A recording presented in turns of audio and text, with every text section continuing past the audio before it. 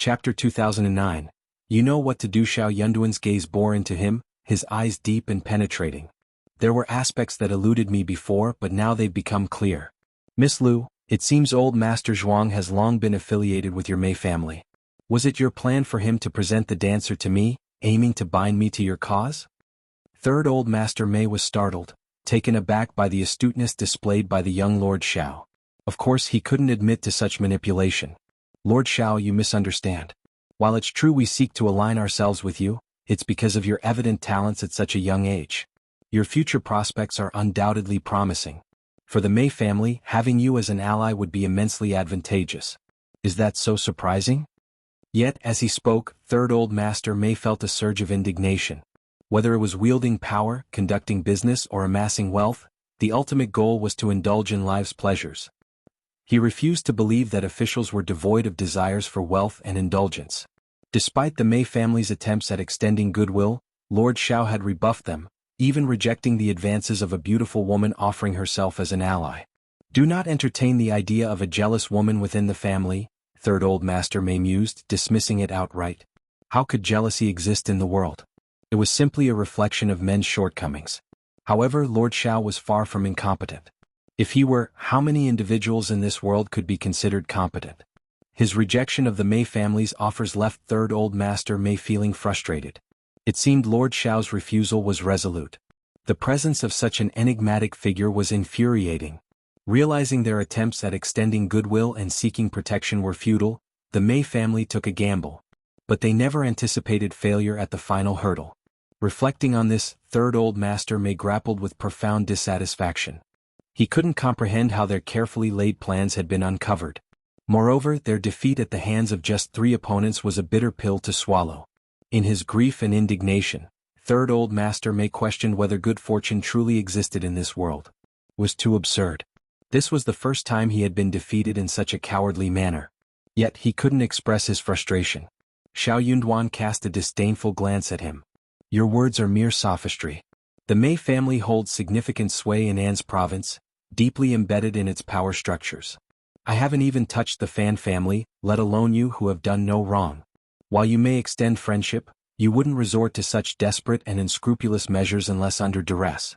A family capable of reaching the apex of its region wouldn't act impulsively. If that were the case, you wouldn't have attained your current stature. This is simply your conjecture. It's not unfounded speculation. You know whether it holds truth or not.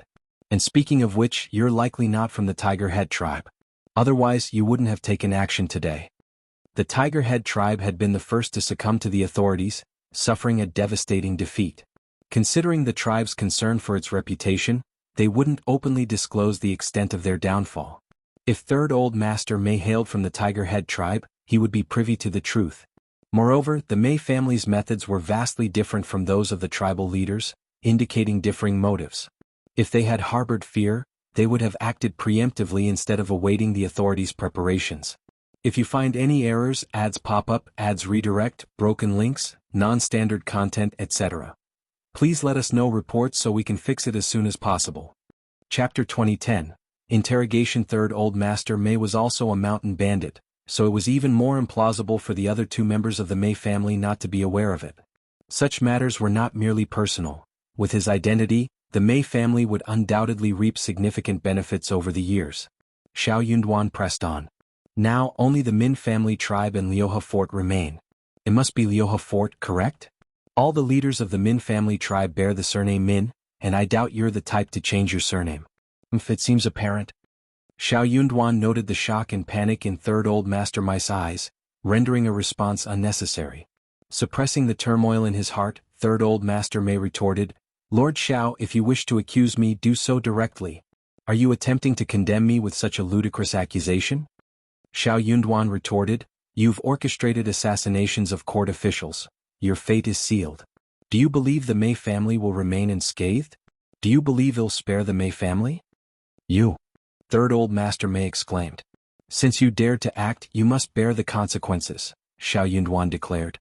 A chill swept through Third Old Master Mei. While he anticipated such an outcome, he refused to acknowledge it. He had always harbored confidence in his success, never considering the repercussions of failure. In that moment Shao Yunduan laid bare the ramifications of his failure, delivering a devastating blow. Third Old Master Mei insisted in a hoarse voice, "I'll bear the consequences of my actions alone. I acted independently with no involvement from anyone else. The Fan family has learned their lesson, and the Mei family acted in self-defense. I couldn't bear to see the legacy of my ancestors suffer harm, so I acted impulsively. Whatever crime it may be, I accept it. But Lord Shao cannot implicate others. This has nothing to do with my elder brother and second brother. I am not a mountain bandit." "What are you blabbering about? It's too late," Shao Yunduan sneered. "No one from the Mei family will escape. Your words hold no significance. Speak all you want. Those who accompanied you today are all dead, but someone will recognize them. By following the clues, we'll uncover what I seek. And as for your Mei family, I refuse to believe we won't find anything of use." Third Old Master Mei was struck by shock like a bolt from the blue. "You?" He glared furiously at Shao Yunduan, struggling against his restraints. He gritted his teeth, longing to leap at him and tear into his flesh. "Shao, you're wicked and ruthless. I won't rest until I've repaid you, even in the afterlife. I won't let you off even if I become a ghost." Sun Bai stepped forward, delivering a harsh kick to his lower abdomen. "Behave yourself," he scolded coldly. "Or face the consequences." Third Old Master Mei glared at Shao Yunduan with bloodshot eyes. Unmoved, Shao Yunduan replied calmly, "You're no match for me in life, so what threat do you pose as a ghost? Sun Bai, silence him and ensure he's watched closely. We'll return to the city tomorrow." "Yes, Lord." After the harrowing ordeal, both Shao Yunduan and Xiao Xian were no longer in a playful mood. In fact, as they spent the night in the wilderness, Sun Bai and the others were fraught with nervousness, fearing another untoward incident under cover of darkness. Despite their vigilance, they were still vulnerable in the depths of the mountains. Unexpectedly, in the dead of night, Yi returned with 26 guards. "If you find any errors, ads pop up, ads redirect, broken links, non-standard content, etc. Please let us know reports so we can fix it as soon as possible." Chapter 2011. Shocking the city. Sun Bai and the others were initially shocked, fearing another attack from the Mei family. However, their apprehension turned to relief and joy upon realizing that Yi had returned with reinforcements. At dawn the next morning, Shao Yunduan and Xiao Xian departed for the city. There was no time to visit the manor in the mountains. They would have to postpone it for another occasion. As they journeyed, they passed countless fruit trees dotting the mountainside, each brimming with vitality and bearing ripe fruit. Xiao Xian had hoped to explore further, but circumstances dictated otherwise. The guards at the gates of An City had been reinforced, with increased patrols throughout the city. Despite Shao Yunduan's instructions to maintain a low profile, the magnitude of the recent events prompted a heightened response from the authorities. It was inevitable that such a significant occurrence would quickly spread throughout the city. By the time Shao Yunduan and Xiao Xian returned, news of the incident had already swept across An City. Shock rippled through the city. Some individuals had already harbored suspicions, and now their hunches seemed validated. Masters, key stewards, and elderly servants of the Mei family found themselves arrested and confined within the city's prison. All household staff were meticulously accounted for and detained according to their rank and gender. Stewards and maids of higher status bound and gagged them to prevent collusion. The Mei family's estate was sealed shut, with strict restrictions on entry and exit. Their shops shuttered, with shopkeepers, accountants, and servers all escorted back to the family residence and incarcerated separately. Manor managers associated with the Mei family faced a similar fate. Though close relatives and friends of the Mei family were not detained, they were discreetly surveilled. Before Shao Yunduan's return to the city, Jia Heming had efficiently organized everything in an orderly manner. Upon his arrival, Shao Yunduan wasted no time, ordering his men to investigate the identity and backgrounds of the assassins. He then tasked Jia Heming and Sun Bai with conducting a thorough search of the Mei family's premises. Rest was out of the question. Shao Yunduan immediately proceeded to interrogate Old Master Mei. Like Third Old Master Mei, First Old Master Mei staunchly denied any involvement. Second Old Master Mei followed suit during his interrogation. All three were seasoned individuals who understood the gravity of the situation. They knew that without concrete evidence from the authorities, admitting to such a serious crime was out of the question. Their regrets only intensified. If they had foreseen the consequences, they never would have allowed Third Brother to take such a risk. Since the bandits' extermination, he had anticipated that Lord Shao would eventually lower his guard, presenting an opportunity for a surprise attack. He estimated an 80% chance of success. As a pragmatic businessman, he naturally gravitated towards endeavors with high probabilities of success. Moreover, he felt compelled to act. Without intervention, the specter of danger would forever loom over the Mei family, keeping them in a perpetual state of fear and uncertainty. With nerves on edge, they reached a unanimous decision to proceed with the plan. However, the outcome was a devastating loss. Regret now seemed futile. Jia Hemming and Sun Bei's thoroughness and expertise yielded valuable findings in the Mei family's secret chamber. In just 5 days, the identities of 2 of the assassins who had died had been verified. They were the leaders of Liuhe Fort.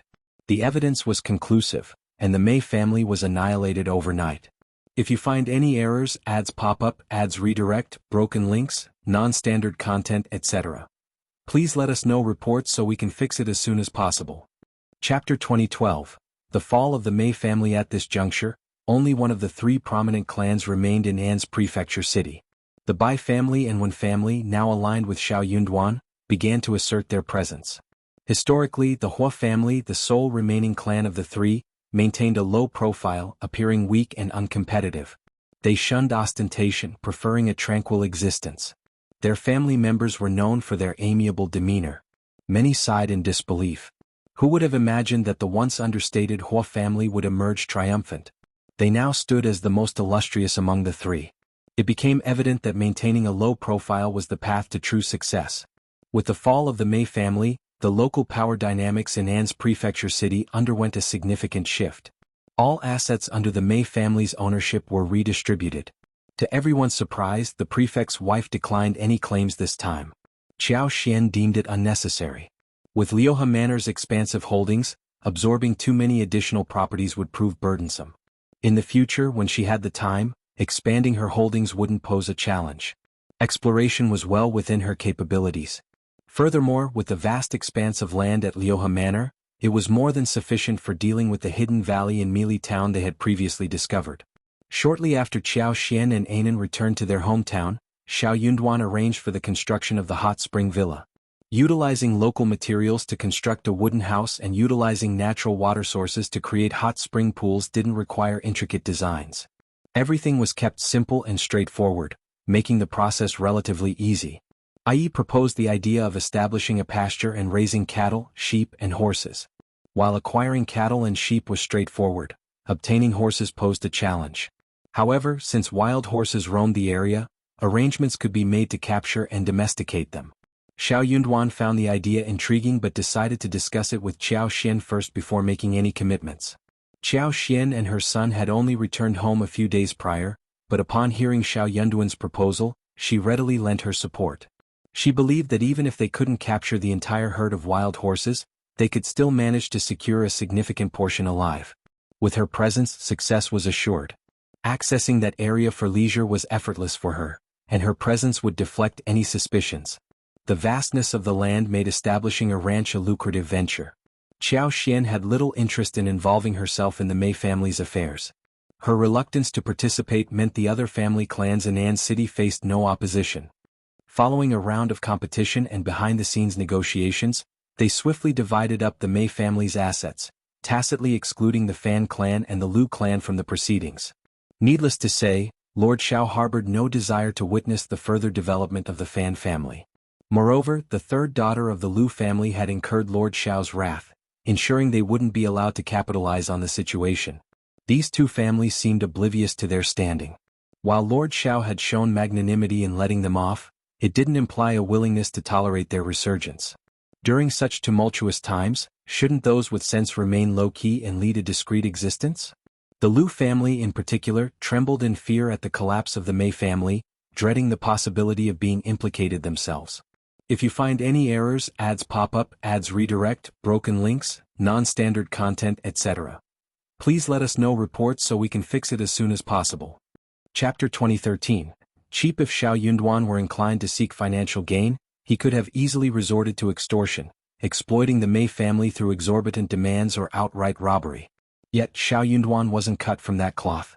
He understood well the clandestine nature of the Mei family's operations, recognizing the third old master's past as a mountain bandit, a closely guarded secret within the family. This knowledge was closely guarded. Even the Mei family's closest associates remained unaware. Consequently, Xiao Yunduan maintained a distance from any affiliations tied to the Mei family. Despite some feeling remorseful and attempting to assuage their guilt through clandestine gifts to his office, Xiao Yunduan rebuffed such attempts.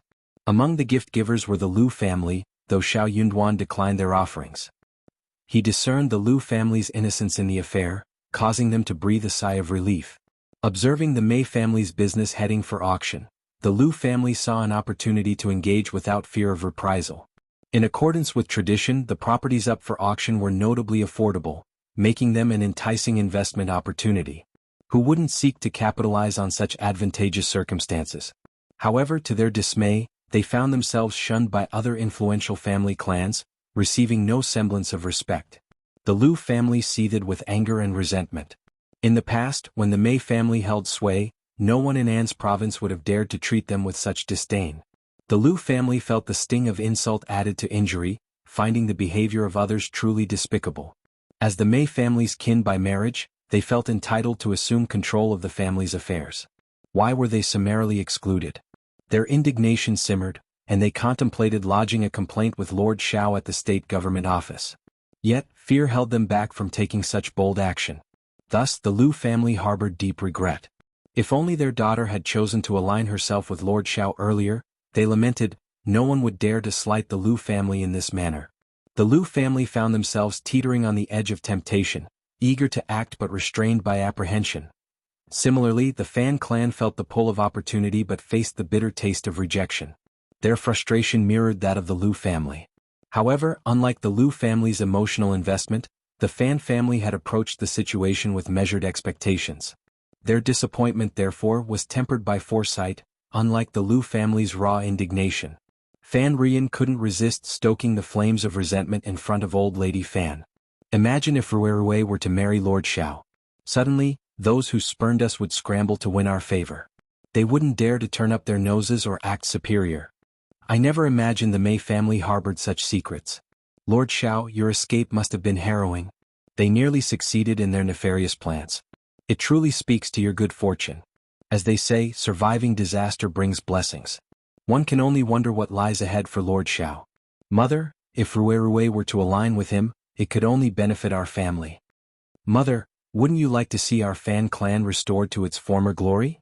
Old Lady Fan had long been plagued by frustration, disappointment, and simmering anger over the downfall of the Fan family. She rarely ventured outside now, fearing the scorn and mockery of old adversaries. The mere thought of such humiliation was enough to incense her to the core. Driven by this deep-seated fear and desire for vindication, Old Lady Fan harbored a fervent longing for the resurgence of the Fan family. With advancing age, she recognized the fleeting nature of time. If the family's fortunes didn't reverse soon, she feared she might never witness their restoration. To her, it was a matter of dying with unfulfilled grievances.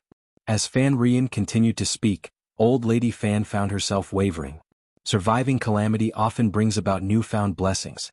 Lord Shao truly seemed to possess an extraordinary fortune. Happiness seemed to follow in his wake.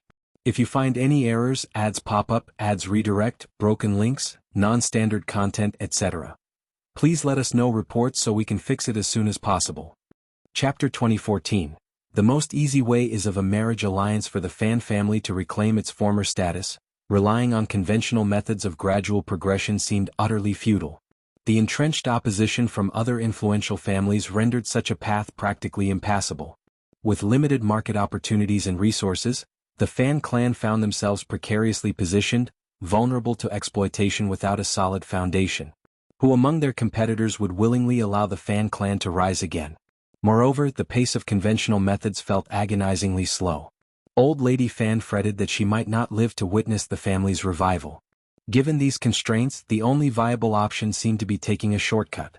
And what better shortcut than through a strategic marriage alliance? Old Lady Fan cast a reproachful glance at her daughter, unable to contain her frustration. Your impulsiveness has complicated matters. If only you had consulted me beforehand, we might have had a chance. Now, with Rueru's impending ridicule looming, mother and daughter found themselves united in their predicament. Lord Shao's public rebuke had further cemented their unfavorable impression of him. Changing their stance would prove challenging, to say the least. Mom, they say sincerity can soften even the hardest of hearts. Lord Shao may seem stern, but who doesn't know his virtues? Ruerue holds him in the highest regard, her admiration unwavering. Surely he must be moved by such genuine admiration? Fan Rian's eyes gleamed with hope as her mother began to entertain the idea. She spoke with fervor, fueled by her conviction. Old Lady Fan regarded her daughter with a mixture of bemusement and concern. What had spurred this sudden enthusiasm? While she recognized the potential benefits for the Fan family's future, she couldn't help but wonder if Fan Rian's eagerness was excessive. Nevertheless, for the sake of the family's revival, perhaps a gamble was warranted. Yet, she couldn't shake off her reservations about her daughter's fervor. Old Lady Fan's expression turned stern as she admonished, "Enough with your impulsiveness. I don't understand what's gotten into you both. Your antics have already made us the talk of the town. Let the dust settle. Ruerue is only 15, there's no rush." Fan Rian said sheepishly, "I was just thinking that since Madame Shao isn't here and Lord Shao doesn't have any concubines to serve him, this is a good opportunity." Who knows, Old Lady Fan sneered. "Lord Shao doesn't have any concubines on the surface, but all the maids in the room are at his command. How naive. Do you really think that he has no one to serve him? He just doesn't tell anyone." Fan Rian had never thought that this would happen. She was stunned. That can't be right? If so, why didn't Lord Shao tell us? "It's not like it's a secret," Old Lady Fan remarked knowingly. "There's not a cat in this world that doesn't eat fish." With a pointed glance at Fan Rian, she seemed to convey, "You still have much to learn. Lord Shao is a capable man. How could he not be aware? As for his silence, who's to say? Perhaps he deems it unnecessary, or maybe he's simply too indifferent to bother, or he might even be cultivating a reputation for his devout silence." Fan Rian hesitated, considering the possibilities. She leaned towards the first reason, unable to fathom a man striving for a reputation based on silence. What kind of reputation was that, indeed? Fan Rian couldn't contain her curiosity and pressed Old Lady Fan for answers, impatient for progress. But what could Old Lady Fan do? Though she cherished her daughter, Old Lady Fan found herself increasingly vexed by her persistence. "If you find any errors, ads pop up, ads redirect, broken links, non-standard content, etc. Please let us know reports so we can fix it as soon as possible." Chapter 2015. Truly worthy in the end, Old Lady Fan impatiently scolded her daughter, insisting she compose herself. It was uncertain when, but at least a year or two would be required. They couldn't dwell on it incessantly. By Rueru's youth and indulgence likely contributed to Lord Shao's unfavorable opinion of her. With time on her hands, Fan Rian should focus on acquiring valuable skills. That should be her priority.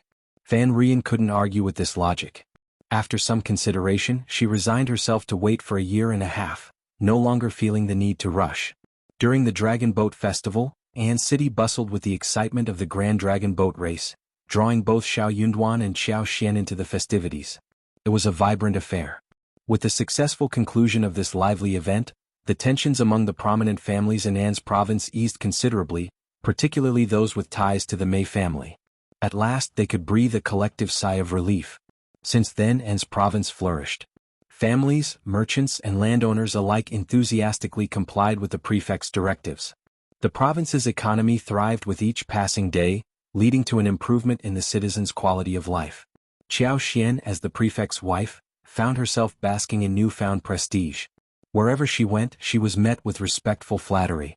In private, she shared a jest with Xiao Yunduan, remarking on the pleasures of being an official spouse. It was a sensation she found strangely addictive. Xiao Yunduan chuckled, encouraging her to indulge in whatever brought her joy. Qiao Xian was delighted by his support. However, she remained level-headed. She had no interest in abusing her power. Instead, she preferred to oversee industry and relished the tranquil life of raising children in the countryside. Hunting, in her opinion, was the epitome of relaxation. Qiao Xian found herself deeply satisfied with the man's demeanor. Following the Dragon Boat Festival, Qiao Xian took charge of arranging Lixia and Song's marriage. For Lixia's dowry, Qiao Xian spared no expense. It included a lavish assortment of items: 40 sets of clothing for all seasons, 20 sets of fine silks, and 20 sets of exquisite gold and silver jewelry.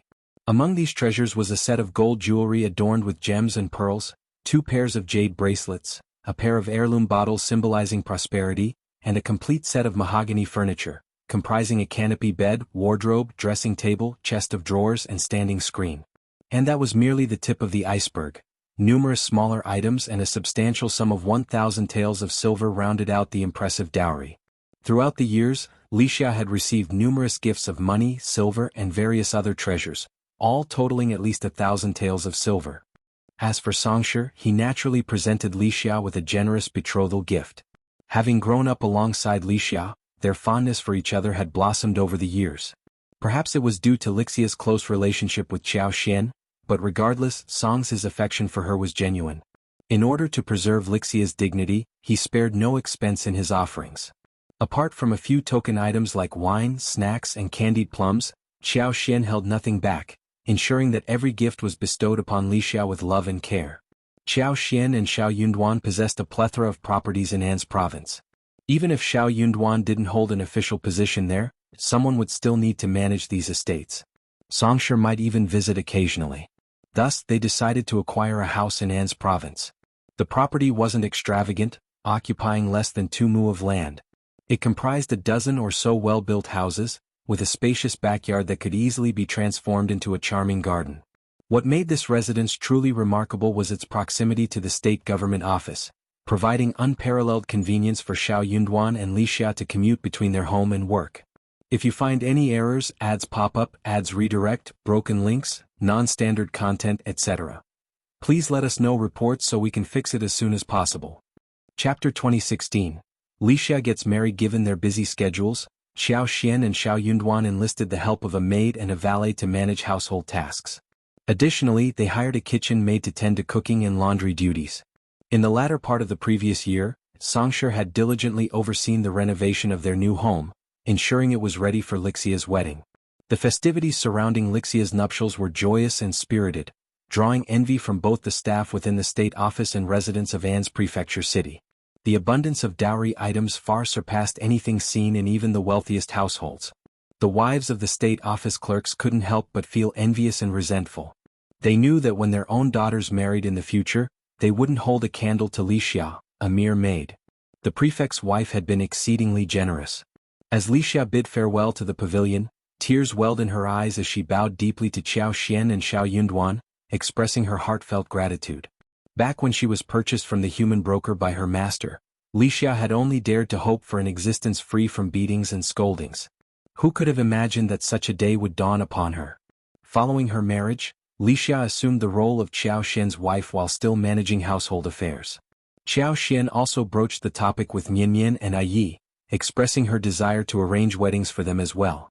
However, Mian expressed a reluctance to marry just yet, preferring to continue working for a few more years. Qiao Xian respected her wishes and conceded with a smile, assuring her that she could marry whenever she felt ready. Despite their unmarried status, it was widely acknowledged that Mian and Yi were a couple. Yi, being straightforward, didn't seem bothered by the delay. He would likely wait patiently even if it meant another 10 years.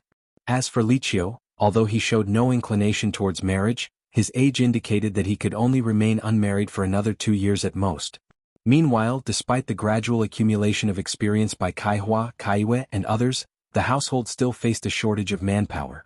Continuing her efforts to bolster the household, Qiao Xian purchased 3 12-year-old girls named Xiaoman, Dongji, and Xiaoxua. Following Lixia's marriage, not only Lixia but also Kaiyun and Kaiwe suddenly found themselves inundated with suitors. Qiao Xian couldn't help but feel torn between laughter and tears at the sudden surge of attention. Yet such reactions were only natural. Even families of moderate wealth might not offer the same lavish dowry as Lixia's. It was inevitable that many would be tempted. Beyond the dowry, the savings and possessions accumulated over time were not insignificant either. Qiao Xian found herself cautioning Lixia and the other girls not to be swayed by sweet words from men. Marriage was on the horizon for them, and they deserved substantial dowries just like Lixia. Lixia had followed Qiao Xian through thick and thin, and even Kaiyun and Kaiwe had amassed considerable dowries. Given these circumstances, it was difficult to discern whether suitors were drawn to the individuals themselves or their wealth. At the very least, the girls needed to carefully assess each suitor, considering not only their intentions but also the dynamics within the suitor's family. Compatibility with potential in-laws was just as crucial as the character of the suitor. At the very least, a suitor shouldn't be a troublemaker, right? Qiao Xian cautioned Lixia and the others against being swayed into marriage hastily. Regretting such a decision later on would be too late. Her words resonated with Lixia and the others, who immediately regained their clarity of mind. In mid-June, Lu Changming and Song Guangyao sent word that the results of the spring quarter examinations were in. Lord Shao's cousin Xiao Lulang had achieved the status of an intermediate advanced scholar. Having received the 8th grade doctorate in 5 sutras from the Hanlin Academy, he was now considered to have established himself in the capital. If you find any errors, ads pop up, ads redirect, broken links, non-standard content, etc., please let us know reports so we can fix it as soon as possible. Chapter 2017. Not lucky. Lord Shao, renowned for his expertise in the 5 sutras, deliberately maintained a low profile, never alluding to his connection with Xiao Yunduan. Few were aware that he was Xiao Yunduan's cousin. He made no mention of his hometown, Shaoding village in Yuzhang Heshan County, opting instead to reference Yuzhang alone. It appeared he wished to sever all ties with Xiao Yunduan. Furthermore, it seemed he was cultivating closer ties with the 4th Prince's circle. Had it not been for the letter from Lu Changming and Song Guangyao, Xiao Yunduan might have dismissed it all as a jest. While Xiao Yunduan had cautioned Zhao Shu against prying too deeply in the capital, it didn't mean he was indifferent to its affairs. Zhao Shu, despite his wealth, was not adept at scheming. His conspicuous activity in the capital could draw unwanted attention and trouble.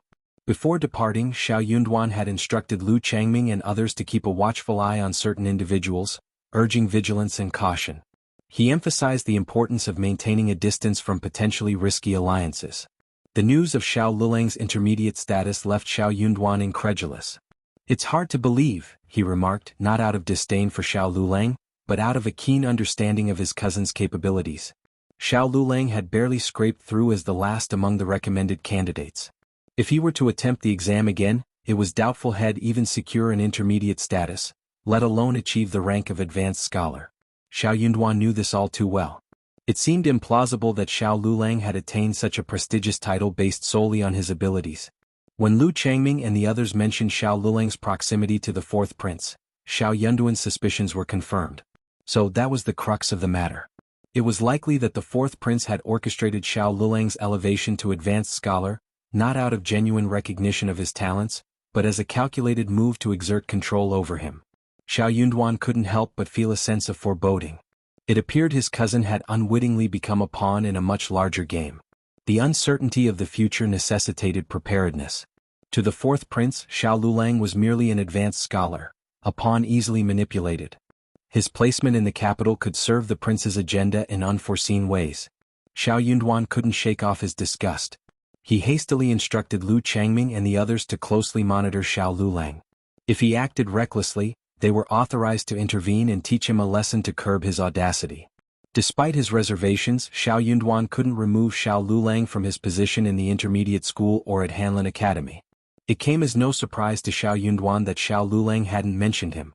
He likely feared being implicated in any misdeeds. Qiao Xian shared Xiao Yunduan's astonishment. She hadn't anticipated her husband's misjudgment.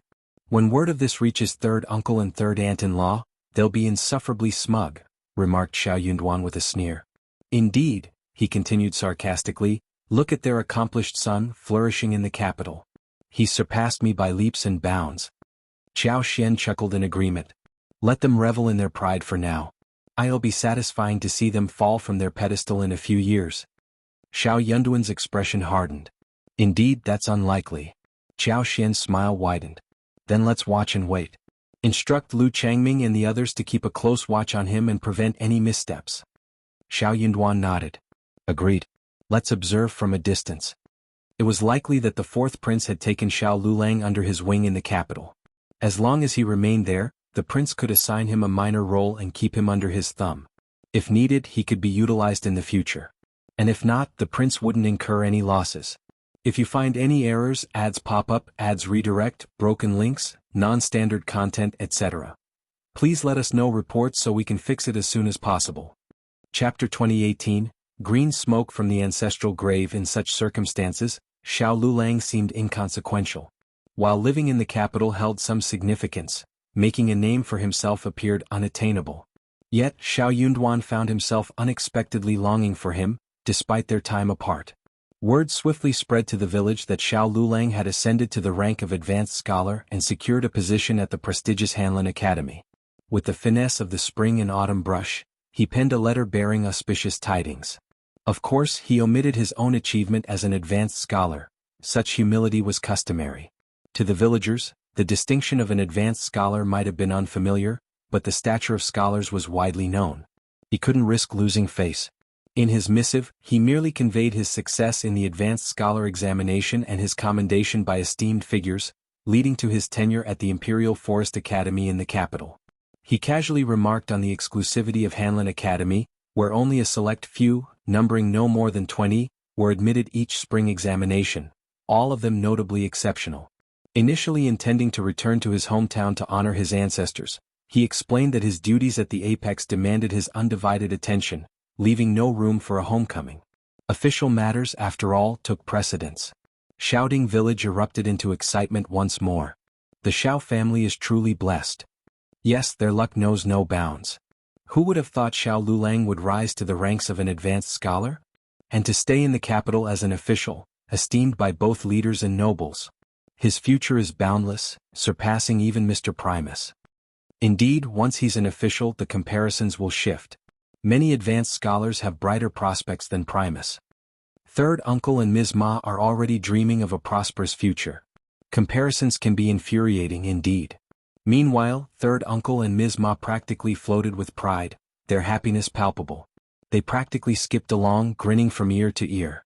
They were extremely ostentatious in the village and kept saying, "I always knew our Lulang would make us proud. He's truly a success now, ha. Our Lulang has had wits since he was a child." Even back in the academy, Master often sung his praises. That's no exaggeration. It's a shame, really. I miss our Lulang dearly. If only he could come back.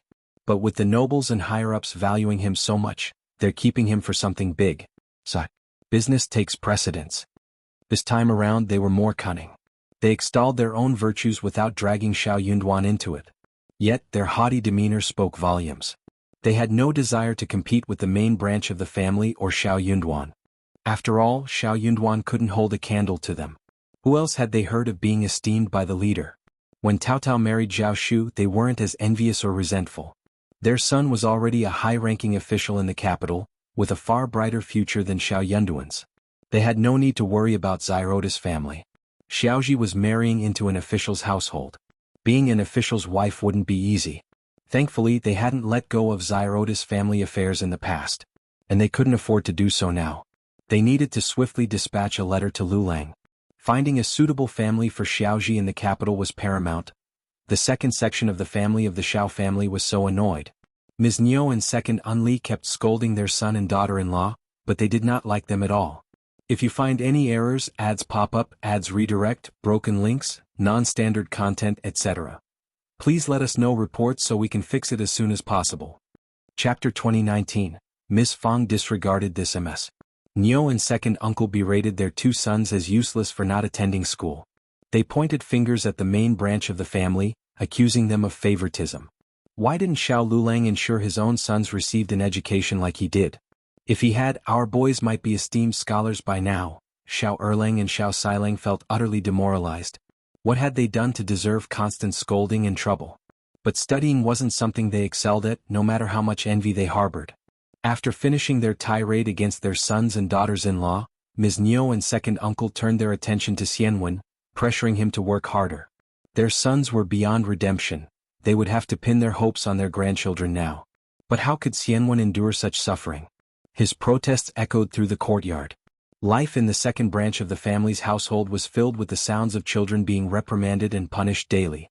Despite Xiao Lulang's absence for ancestral rites, third uncle and Ms. Ma decided to host a lavish banquet to celebrate. However, this posed a slight dilemma. When Xiao Lulang first arrived in the capital, he essentially depleted their household funds to ease his transition. While their family still lived comfortably, their coffers were noticeably lighter. Hosting a lavish banquet seemed out of reach. Unperturbed by formality, they approached the main branch of the family with a sense of righteousness. After all, Lulang was also a nephew of the main branch. His success would undoubtedly benefit them too. And Lulang's prospects far outshone those of Xiao Yunduan. They planned to seek Yunduan out, relying on Lulang to provide for them. Given the main branch's ample resources, it was only natural for them to foot the bill for the celebration. Miss Fang felt no envy as she observed the couple's jubilant antics around the village. She found it rather amusing. Instead, she used them as a cautionary tale for her own children and their spouses. Never become so arrogant as to forget your roots. Xiao Lulang wouldn't get far in his career with parents like that. They couldn't be a burden to Xiao Yunduan. But Miss Fang wasn't about to let them off the hook so easily, especially when they had such a grand scheme in mind. As the elder aunt and uncle of Xiao Lulang, it was expected that Miss Fang and eldest uncle would offer him financial support as a gift. By rural standards, presenting him with 3 taels of silver would be considered quite substantial. With a gleeful demeanor, Miss Fang generously offered 50 taels of silver to the affluent family. No matter where the money came from, she knew she would be praised for her generosity. Though the third branch may have desired more, they couldn't press further. Money didn't just materialize out of thin air from the main branch. As for whether Xiao Yunduan would require Xiao Lulang's assistance in the future, Miss Fang couldn't care less about that. The future would sort itself out in due time. When the day arrived, the main branch would naturally seek assistance if needed. Until then, there was no cause for concern. These words were intended to silence the third branch. Miss Fang had never considered Xiao Lulang a dependable individual. Growing impatient, she instructed them to seek assistance from the second section of the family. Isn't the second section of the family benefiting as well? Ms. Ma pointed out, her tone laced with frustration. Honestly, they don't have any officials in their family and need your protection even more. You should go to their family and ask for money. This suggestion infuriated Ms. Niu and third uncle. Ms. Niu's anger was palpable as she shot a piercing glare at Ms. Ma, causing the latter to falter in her attempt to boast. Before Ms. Ma could utter another word, she was abruptly cut off by Ms. Niu. It would suffice if the second branch of the family offered a modest gift, Ms. Niu retorted sharply. Why would they be expected to provide funds for a banquet? If you find any errors, ads pop up, ads redirect, broken links, non-standard content, etc. Please let us know reports so we can fix it as soon as possible. Chapter 2020, anyone would get tired of it since the second branch of the family wasn't forthcoming with assistance, and Miss Fang wasn't cooperating. Ms. Ma and third uncle begrudgingly accepted the 50 taels from Miss Fang and added another 10 taels to fund the banquet. Hosting a banquet for 60 taels of silver was already quite a feat for country folk. Yet, Ms. Ma and third uncle couldn't shake off their disappointment, knowing it paled in comparison to the grandeur of Xiao Yunduan's hometown banquet. All they could do now was wait. When Lulang returned in the future, they vowed to make it up to him. No matter how festive, every celebration had its end. The banquet of the third branch came and went, and well wishes abounded. Gradually, people returned to their own lives, paying less attention to the matter. But not Ms. Ma and third uncle.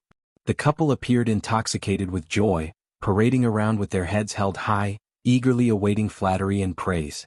Initially, others indulged them, offering compliments out of courtesy. They feigned envy and admiration, playing along with their charade. But such flattery grew tiresome over time. Eventually, even the most patient souls would tire of it. However, Xiao Lulang's high-ranking status in the capital's hierarchy made him untouchable, dissuading anyone from offending him easily. Consequently, when others spotted Ms. Ma and third uncle from a distance, they conveniently averted their gaze, lowered their heads and hastened away. Noticing the avoidance, Ms. Ma and third uncle grew increasingly irked, venting their frustrations in private. Their most common refrain was the wait-and-see series. They vowed that when Lulang returned, none of these people would dare to approach him if he had the power.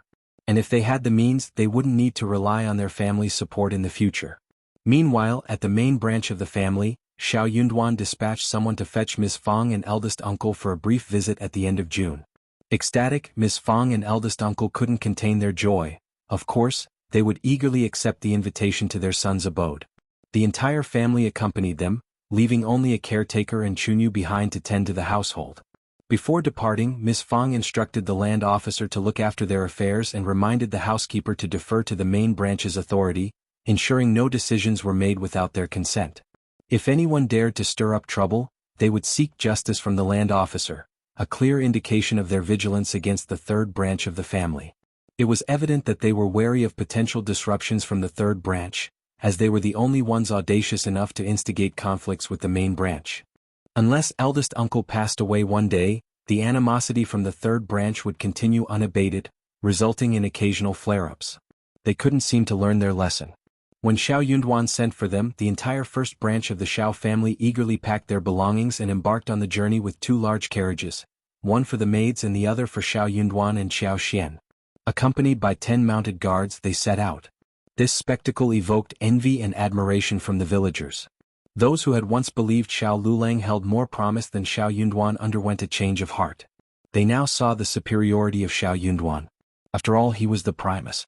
When he returned to his hometown to honor his ancestors, it would undoubtedly be a grand affair. Having served as an official in the capital and now serving as a local magistrate, he was accruing valuable experience. It was only a matter of time before he ascended to a higher position in the capital. Moreover, the fact that his parents dispatched so many people to fetch his family back suggested they were in good spirits and enjoying prosperity. If you find any errors, ads pop up, ads redirect, broken links, non-standard content, etc., please let us know reports so we can fix it as soon as possible. Chapter 2021. Still unruly in comparison, Xiao Lulang seemed significantly inferior. Third uncle and Ms. Ma, known for their propensity to stretch the truth, especially Ms. Ma with her loquacious nature, found themselves biting their tongues. How much of what they claimed was genuine? It seemed that if Xiao Lulang scored 1 point, the couple would undoubtedly award him 10. With this realization, they no longer feared them. However, Ms. Ma and third uncle grew agitated once more. The arrival of Ms. Fang in An's province promised to bring a lively atmosphere. Unexpectedly, in July, Zhao Shu arrived with Tao Tao. This was the epitome of a harmonious family. Ms. Fang and eldest uncle were elated. Tao Tao was equally surprised and overjoyed. Zhao Shu reveled in the company of others and radiated happiness. The back office's eastern courtyard in An's province buzzed with liveliness. Meanwhile, Zhao Shu took Tao Tao to pay respects to their ancestors at the Zhao family's ancestral home. To Zhao Mu's dismay, Zhao Shu brought along Miss Qin. Despite Zhao Mu's irritation, Zhao Shu didn't neglect him and introduced him to Tao Tao, addressing Zhao Mu as uncle. As for Miss Qin, being a mere concubine, Zhao Shu didn't even spare her a glance, let alone an introduction. Zhao Mu was seething with rage. However, Zhao Mu was keen to save face, so he refrained from speaking out. Miss Qin, on the other hand, wasn't as reserved. She erupted in anger on the spot, exclaiming, "He's your biological father." Zhao Shu, growing impatient, interrupted her sharply. "Your family is still so unruly. Is a concubine worthy of interrupting?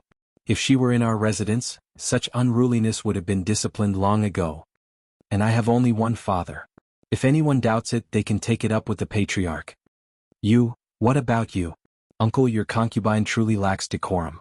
How dare she speak out of turn? If she continues disregarding propriety, she'll sow discord in the family and breed chaos. Who's to say she won't deteriorate further in the future? Uncle, are you going to let this slide?" Zhao Mu seethed in silence. Miss Qin seethed too, but dared not voice her discontent. She knew that if she spoke, Zhao Shu would promptly cut her off with the word concubine, denying her a chance to finish her thoughts. This despicable man. Truly despicable. With a contemptuous glance at Zhao Mu, Zhao Shu sneered before departing with Tao Tao. Finally, Zhao Shu grasped the situation. It was evident that Zhao Mu had grumbled about why Miss Qin accompanied them. There were certain things he couldn't voice due to his concern for saving face, but Miss Qin didn't share his reservations. Miss Qin was shameless and lacking in intelligence. She didn't hesitate to speak her mind, though she seldom had the opportunity to do so as Zhao Shu always cut her off. Zhao Shu's generosity towards the patriarch's wife, and the elders increased by 20%. This gesture elicited widespread happiness, with everyone regarding him and Tao Tao with utmost warmth and affection. The ancestral worship proceeded smoothly, and Tao Tao's name was duly added to the records. As for Zhao Mu, his status as Zhao Shu's biological father proved futile. The sex laws were immutable, and since Zhao Shu had been formally adopted, he no longer bore any relation to Zhao Mu. There was no way for Zhao Mu to exert control over him. Everyone conveniently ignored Zhao Shu's decree. If you find any errors, ads pop up, ads redirect, broken links, non-standard content, etc., please let us know reports so we can fix it as soon as possible. Chapter 2022. Scheming Zhao Mu was so infuriated that he nearly spat blood. Unable to bear it any longer, Miss Qin wept for Zhao Mu. Yet, without a word from Zhao Shu, all the respected ladies and aunts in the clan hurled insults at her. Even Zhao Mu received a stern reprimand from the clan elders. Clearly he hadn't learned his lesson. Not only had he brought a concubine to such a significant occasion, but this concubine also dared to criticize the Zhao family. Who gave her, a mere concubine, the audacity to do so? What had gotten into Zhao Mu? Did he intend to continue bringing shame upon the family? If their decline persisted, what would be left of them? Miss Qin's face flushed with alternating shades of red and white. She felt a surge of humiliation and resentment, bubbling up inside her, urging her to scream and curse. Among those who criticized her, many were familiar faces.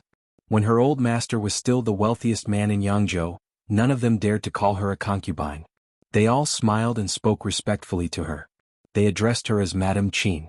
But now they turned on her faster than the changing tides. Who were they to judge her? Naturally, Zhao Mu didn't dare to oppose the entire clan.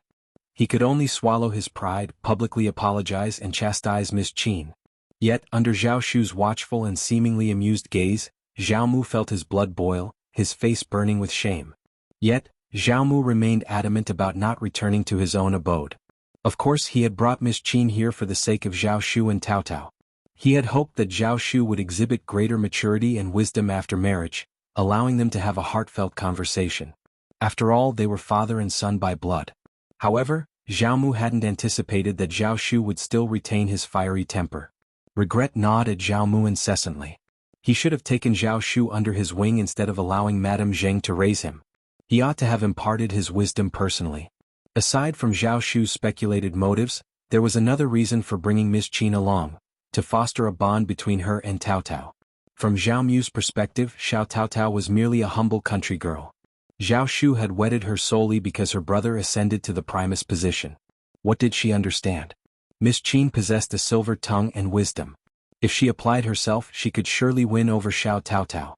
And if she could win over Xiao Tao Tao, Zhao Shu would heed his counsel. Thus, Miss Qin brainstormed ways to connect with Tao Tao. Tao Tao didn't want to see her at first, but she couldn't stop pestering her, so Tao Tao saw her. He might as well meet her and make her give up so that he could get some peace and quiet. Indeed, Miss Qin had given up after seeing him. The countryside girl was not easy to coax at all. She was as annoying as Zhao Shu and kept saying that she had no respect for him. Concubines made her blood boil. In the end, her anger turned into anger. She couldn't take it anymore and mocked Tao Tao. Tao Tao asked someone to slap her face.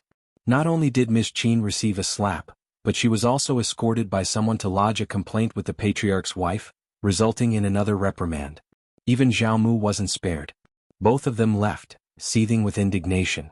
Meanwhile, Zhao Shu was elated. He lingered in the capital with Tao Tao for a while, introducing her to their relatives and paying respects to their elders. Following these formalities, they returned to Jiangnan before heading to An's province. Unrestrained and carefree with Tao Tao by his side, Zhao Shu decided they would spend the Mid-Autumn Festival with Qiao Xian and Shao Yunduan in An's province.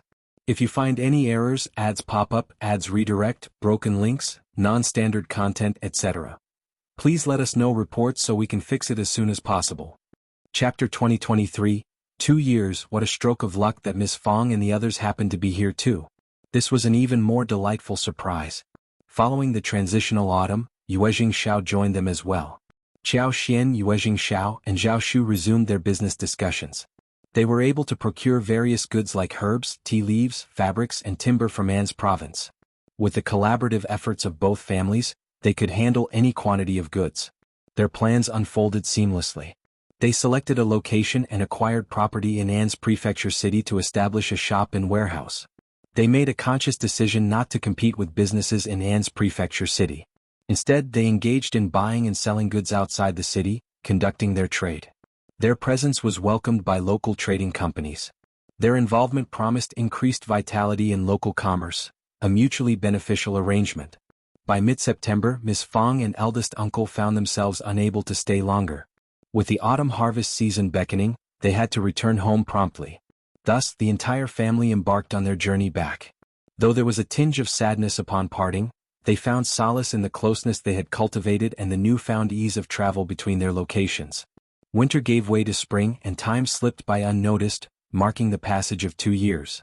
In the 51st year of the Emperor Xian's reign, Anan had already turned 3 years old, soon to celebrate his 4th birthday in July. The lively little fellow was robust and full of mischief, keeping the east courtyard of the back office bustling with activity each day. Over the past 2 years, the economic prosperity of Anzizhou had flourished remarkably. An increasing number of individuals ventured into cultivating medicinal herbs, peppers, star anise and peppers. Many households even ventured into small-scale poultry farming, raising chickens and ducks. While the operations weren't massive, there was still a market for their produce. Qiao Xian, Zhao Shu and Yuezhing Shao eagerly purchased these goods, provided they met their quality standards. With the proliferation of these specialty products, the local populace found themselves with more disposable income than ever before, leading to an improvement in their quality of life. The adoption of potatoes as a staple crop also gained rapid momentum. Within just 2 years, nearly every farming family had integrated potato cultivation into their agricultural practices. Larger households dedicated 4 to 5 mu of land to potato cultivation, while smaller ones allocated 1 or 2 mu. Some ambitious farmers even cultivated more, recognizing the immense benefits of this versatile crop. Truly, the success was undeniable. With its high yield and low land requirements, potatoes proved undemanding to cultivate. Minimal special attention was needed, planting and basic management sufficed. A single weeding session in the middle of its growth cycle, along with a modest application of fertilizer, could significantly boost yields. In An's province, agricultural families were scarce. Some households, despite having 12 to 13 members, owned only 3 mu of paddy fields. Previously, they struggled to enjoy a full meal of white rice throughout the year. Their diets consisted primarily of wild vegetables, beans, taros, assorted vegetables and melons, with the aroma of rice being a rare luxury. Even then, for over 2 months annually they tightened their belts, often unable to afford even porridge. A large pot of water was mostly filled with vegetables, melons and beans, with only a meager handful of rice added sparingly. The introduction of potatoes significantly improved their circumstances. Potatoes provided an abundant and versatile staple. Their versatility allowed for consumption as both a rice substitute and a vegetable. Moreover, cultivating a small plot for medicinal herbs could yield 3 to 5 taels of silver annually. The value of a few taels of silver should not be underestimated. It significantly enhanced the quality of life for the entire family. With just 6 copper coins per kilogram of rice, they could ensure sustenance for the year. Satiated and invigorated, they embraced newfound vigor and optimism. Inspired by Lord Shao and Madame Shao, they embarked on endeavors to cultivate peppers, star anise and rear chickens and ducks. Their future held promise. Each passing year would bring further improvements. Gratitude abounded for the benevolence of the Lord of the Prefect. If you find any errors, ads pop up, ads redirect, broken links, non-standard content, etc., please let us know reports so we can fix it as soon as possible. Chapter 2024. Emperor Xian is in danger again. Xiao Xian's business flourished, and Liuhe Manor had not only found its footing but had also expanded its operations. Meanwhile, nestled within the remote mountains of Meili Town, a hidden valley reminiscent of paradise underwent development. At the heart of this valley stood a rustic hot spring villa constructed entirely from logs. Expansive pastures dotted the landscape where horses, cows and sheep grazed. Each year, a portion of the livestock was sold, contributing to the manor's revenue. The horses, predominantly wild, underwent taming efforts led by Yi, Sun Bai and Jing Sang, requiring considerable dedication and skill. These horses were truly exceptional, one-of-kind specimens, scarce and highly prized. While there were occasional sales, they were few and far between, spanning not just years but potentially decades. Annually, Qiao Xian, Shao Yunduan and Anan embarked on retreats to the hot springs, indulging in activities like horseback riding, lakeside leisure, fishing, hunting, and foraging for mountain treasures. The myriad experiences offered endless entertainment, leaving participants thoroughly engrossed and content. Anan took great delight in the surroundings as well.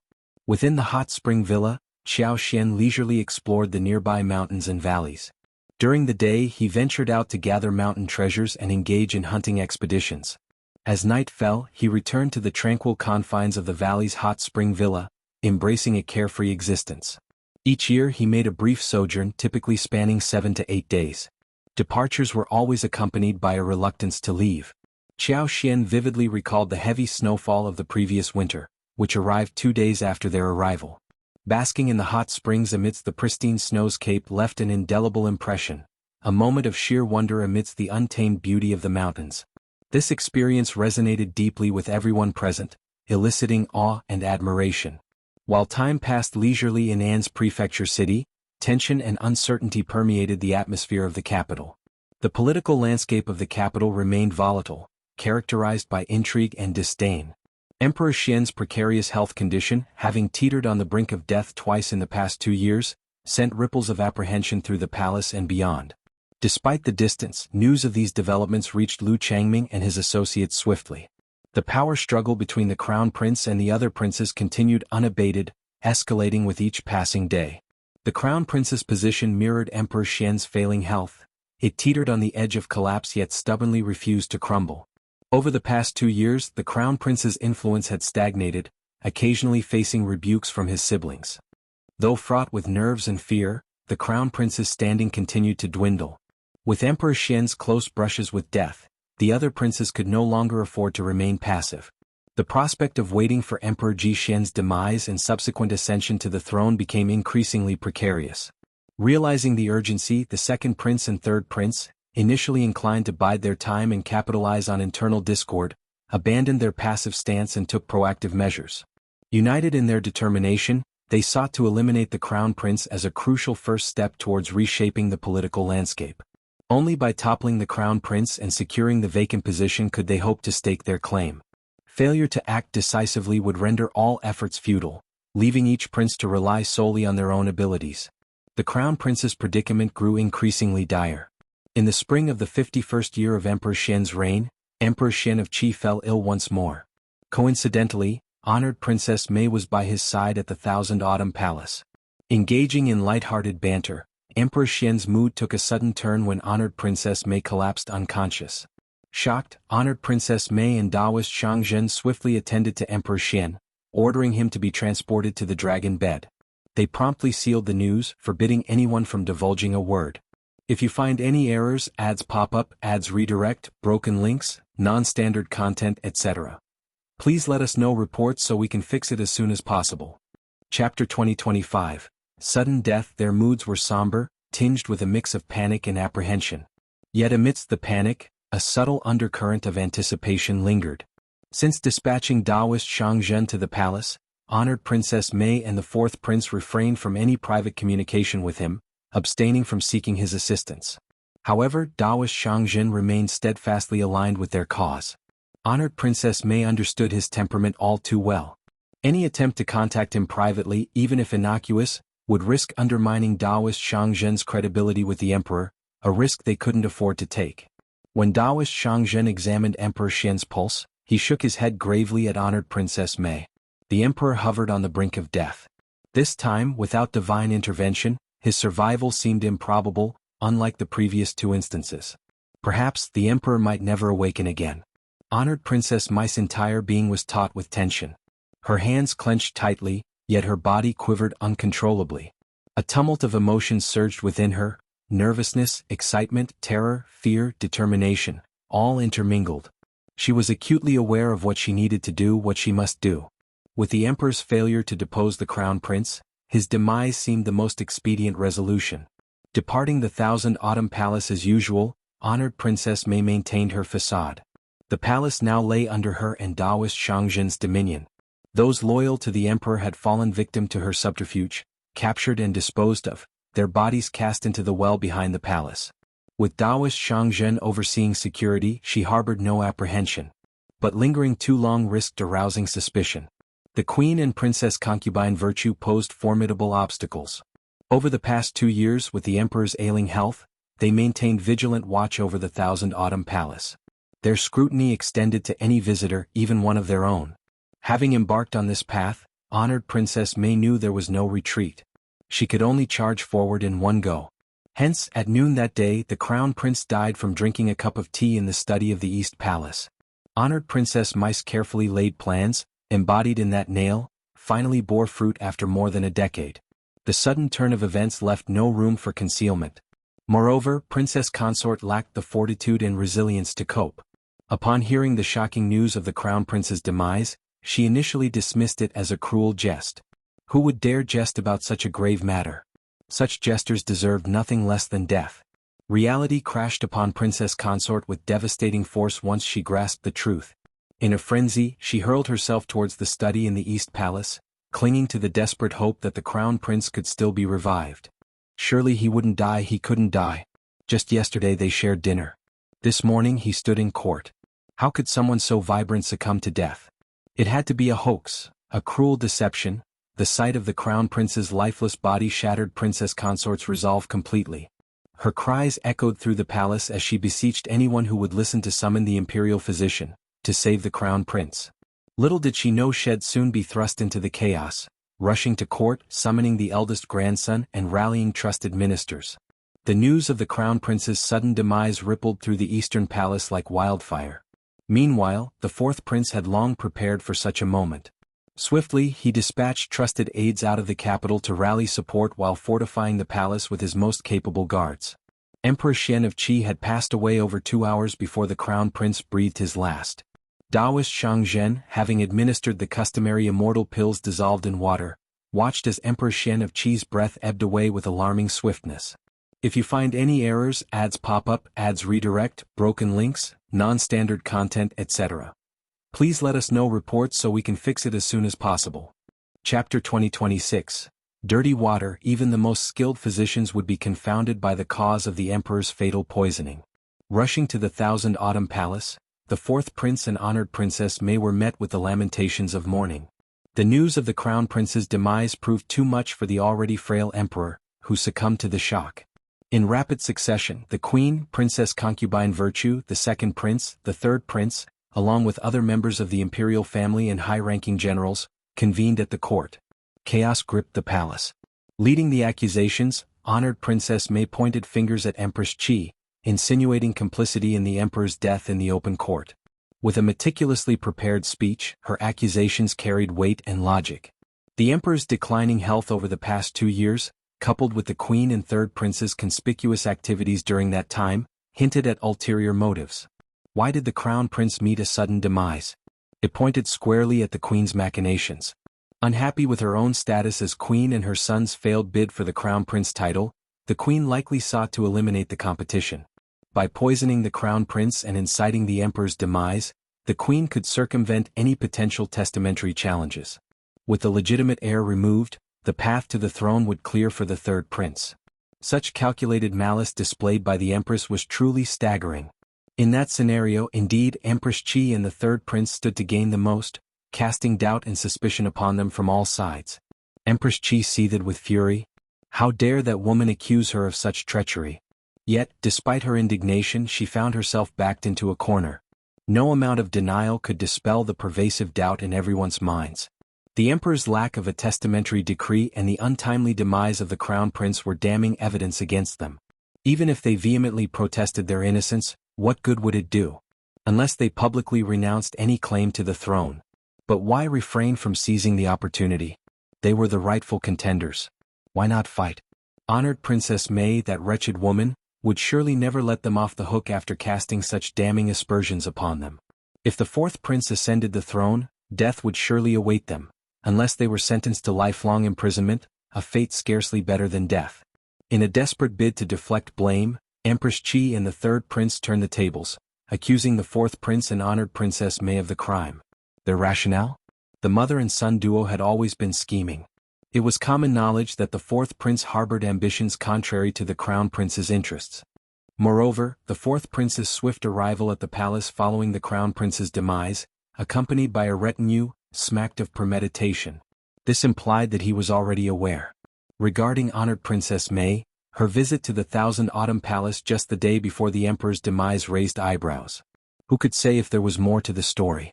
Taoist Shangzhen, bestowed upon the emperor by honored Princess Mei's family, had vanished. Naturally, suspicions arose. Yet, honored Princess Mei and the fourth prince vehemently denied Empress Qi and the third prince's accusations, dismissing them as baseless conjecture. After all, Taoist Shangzhen enjoyed considerable renown. The emperor sought an expert, and honored Princess Mei's family shared in the burden of governance. What was amiss with that arrangement? Now that the emperor had passed, perhaps Taoist Shangzhen harbored concerns about his safety without the emperor's protection. His departure was understandable, a matter of self-preservation. What did it have to do with them? If you find any errors, ads pop up, ads redirect, broken links, non-standard content, etc. Please let us know reports so we can fix it as soon as possible. Chapter 2027. Internal Disorder. Empress Qi fired back with her own rebuttal. Wasn't Honored Princess Mai's accusation of her and her son also based on mere speculation? What audacity! Honored Princess Mai presumed to cast aspersions and slander, yet recoiled when faced with the same treatment? Who did she think she was? She was the queen, appointed by the emperor himself. She refused to tolerate such baseless slander. Princess Concubine Virtue and the second prince, sensing their implication in the turmoil, waded into the fray to assert their innocence. Empress Qi dispatched several imperial physicians to examine the emperor's body. Their conclusion: the emperor's demise resulted not from poisoning but from prolonged medication use, which had compromised his health over time.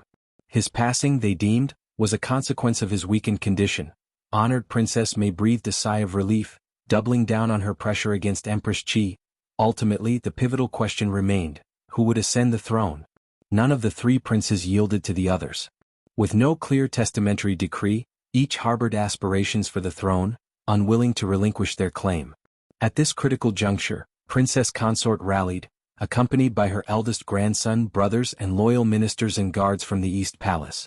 The Crown Prince's legacy persisted. The eldest son, now a grown man with children of his own, emerged as a contender for the throne. This time, the chaos reached unprecedented levels. The capital teetered on the brink of anarchy as the four factions clashed with ferocious intensity. Only two entrances remained open at the city gates, heavily guarded by trusted sentinels from each faction. Neither side yielded an inch of ground to the other. The city gates buzzed with activity, swarming with messengers darting in and out, seeking reinforcements or hastening from distant locales. Outside the city, several garrisons, large and small, bolstered the factions' forces. Within the palace walls, the tension was palpable. Emperor Xian's remains were hastily interred, and the mourning hall hastily arranged. Tempers flared over seating arrangements and incense offerings. But amidst the chaos, the emperor's funeral took a back seat to the power struggle unfolding before them. The throne beckoned irresistibly, a prize none could ignore and none were willing to relinquish. With no testamentary decree, power lay within reach of the most capable. It was a prize worth fighting for, and no one would shy away from seizing it. Doubtful. Prove your worth, seize it if you can. The ambitions of the princes were no longer veiled but laid bare for all to see. Courtiers aligned with the princes followed suit, throwing themselves into the fray with abandon. For them, victory meant ascending to the throne. There was no turning back now, only pressing forward. However, loyalists to the imperial court and the late emperor, particularly the venerable old officials, lamented this spectacle. They implored the princes to halt their power struggle and prioritize the funeral rites for the late emperor. How could he rest in peace amidst such turmoil? In response, the princes employed a strategy of deflection, waiting for others to halt first before considering a pause themselves. It was an impasse, a conundrum with no solution in sight. With their own fates hanging in the balance, no one could afford to divert their attention elsewhere. Princess Consort got so furious that she almost exploded. If the crown prince was still around, the throne would naturally belong to him. The crown prince was no longer around. As the saying goes, a son inherits his father's negative karma, so the throne naturally belonged to the eldest grandson. What right did these people have to snatch her son's empire? All of them were shameless. But Princess Consort's faction was the smallest among these forces. Crown Prince had too many scruples and didn't dare to expand his influence. After all, there were so many eyes on him. At this point, the Eastern Palace was completely powerless to compete with others. If you find any errors, ads pop up, ads redirect, broken links, non-standard content, etc., please let us know reports so we can fix it as soon as possible. Chapter 2028. Fighting for the position. The tension in the air thickened with each passing moment, the scent of gunpowder growing more potent by the minute. It was on the brink of eruption. All parties involved understood that mere verbal sparring would not yield any resolution. Eventually, violence would ensue, resulting in senseless bloodshed. Finally, the dreaded day arrived. The battle that unfolded within the imperial city was nothing short of tragic. Civilians barricaded themselves indoors, quivering with fear. Shops and eateries remained shuttered, too afraid to open their doors. Countless soldiers raced through the sprawling streets, the clang of weapons and the cries of combatants sending shivers down everyone's spine throughout the night. The risk of fire was ever present, with flames sporadically lighting up the sky in various parts of the city. People scrambled to flee the imperial city. Those with nowhere to go cowered at home, praying for divine intervention. Time seemed to stretch on endlessly. As news of the crown prince's demise and the emperor's passing spread, the populace erupted into chaos. Tea houses, wine shops, and streets alike buzzed with fervent discussions and heated debates. Everyone held strong opinions about the state of affairs. Some threw their support behind one prince, while others argued vehemently for another. But as the turmoil dragged on, such debates lost their significance. They ceased to matter to anyone. Even the scholars, usually eager to dissect matters of governance and steer the nation, found themselves devoid of such contemplations. All were consumed by a singular thought: let's bring this to an end swiftly. As long as peace returned, the identity of the successor seemed inconsequential. All they wished for was the swift settling of dust and the restoration of tranquility. This torment and fear persisted for 7 long days and nights. Finally, after a week, a temporary resolution emerged.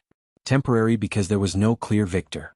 The 4th prince and honored princess Mei claimed a partial victory within the imperial city, yet the Sun family absconded with Princess Concubine Virtue and the 2nd prince, fleeing the city's confines. Before departing, Princess Concubine Virtue ignited a massive blaze within the court.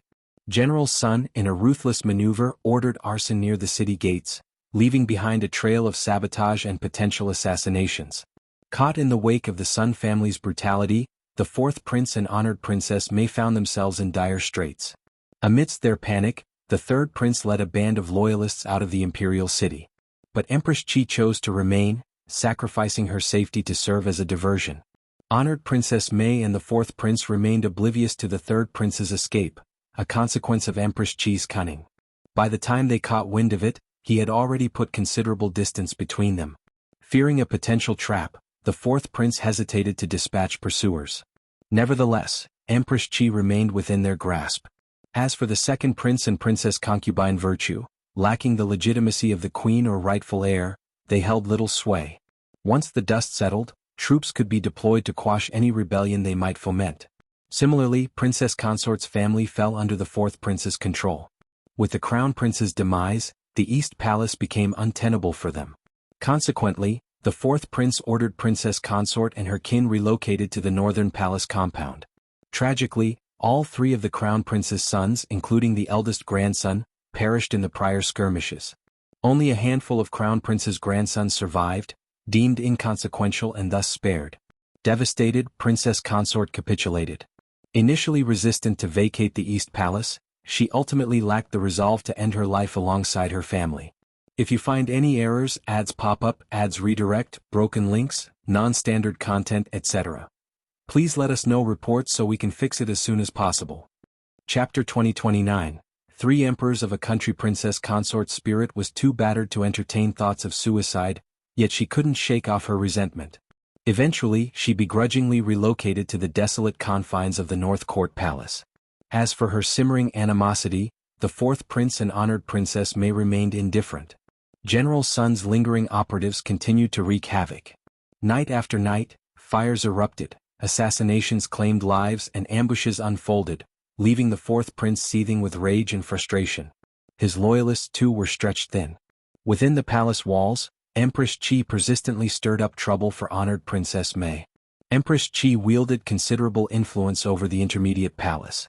Since the late emperor hadn't stripped her of her title, she remained the legitimate empress.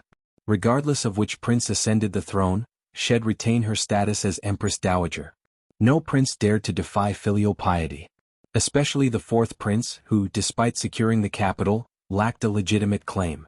His authority was earned through contentious battles with his siblings. While they could overlook his methods during the struggle, they couldn't ignore the need for diplomacy in the aftermath. Otherwise, his reign would lack all semblance of dignity. Empress Qi and her son were untouchable for now. Not only was the 4th prince hesitant to act, but he also felt compelled to ensure Empress Qi's well-being. Her safety was paramount. Any harm befalling her would be difficult for him to justify. Empress Qi recognized this vulnerability and exploited it fully in her clashes with honored Princess Mei. Bearing her resentment like a heavy burden, honored Princess Mei found herself repeatedly tested, her frustration growing with each passing confrontation. Yet she dared not lay a finger on Empress Qi. Inside and outside the palace, both honored Princess Mei and the 4th prince were equally drained. It took the 4th prince more than half a month to stabilize the situation finally. He instructed the imperial astronomers to select the most opportune date for his ascension to the throne and the proclamation of a new era. Following this, he arranged for the construction of a mourning hall and summoned civil and military officials, along with relatives, to pay their respects. Once the former emperor was laid to rest, preparations for the inauguration ceremony commenced. The event had to be vibrant, celebratory, and filled with auspiciousness, a beacon of hope to dispel the recent shadows of misfortune. With unwavering confidence and vigor, the fourth prince stood as the unrivaled master of the Ying family. No contender could match his strength or determination now. He felt a surge of relief at his swift decision-making. Throughout history, fortune favored those who dared to venture into perilous territories. This truth had been reaffirmed once again.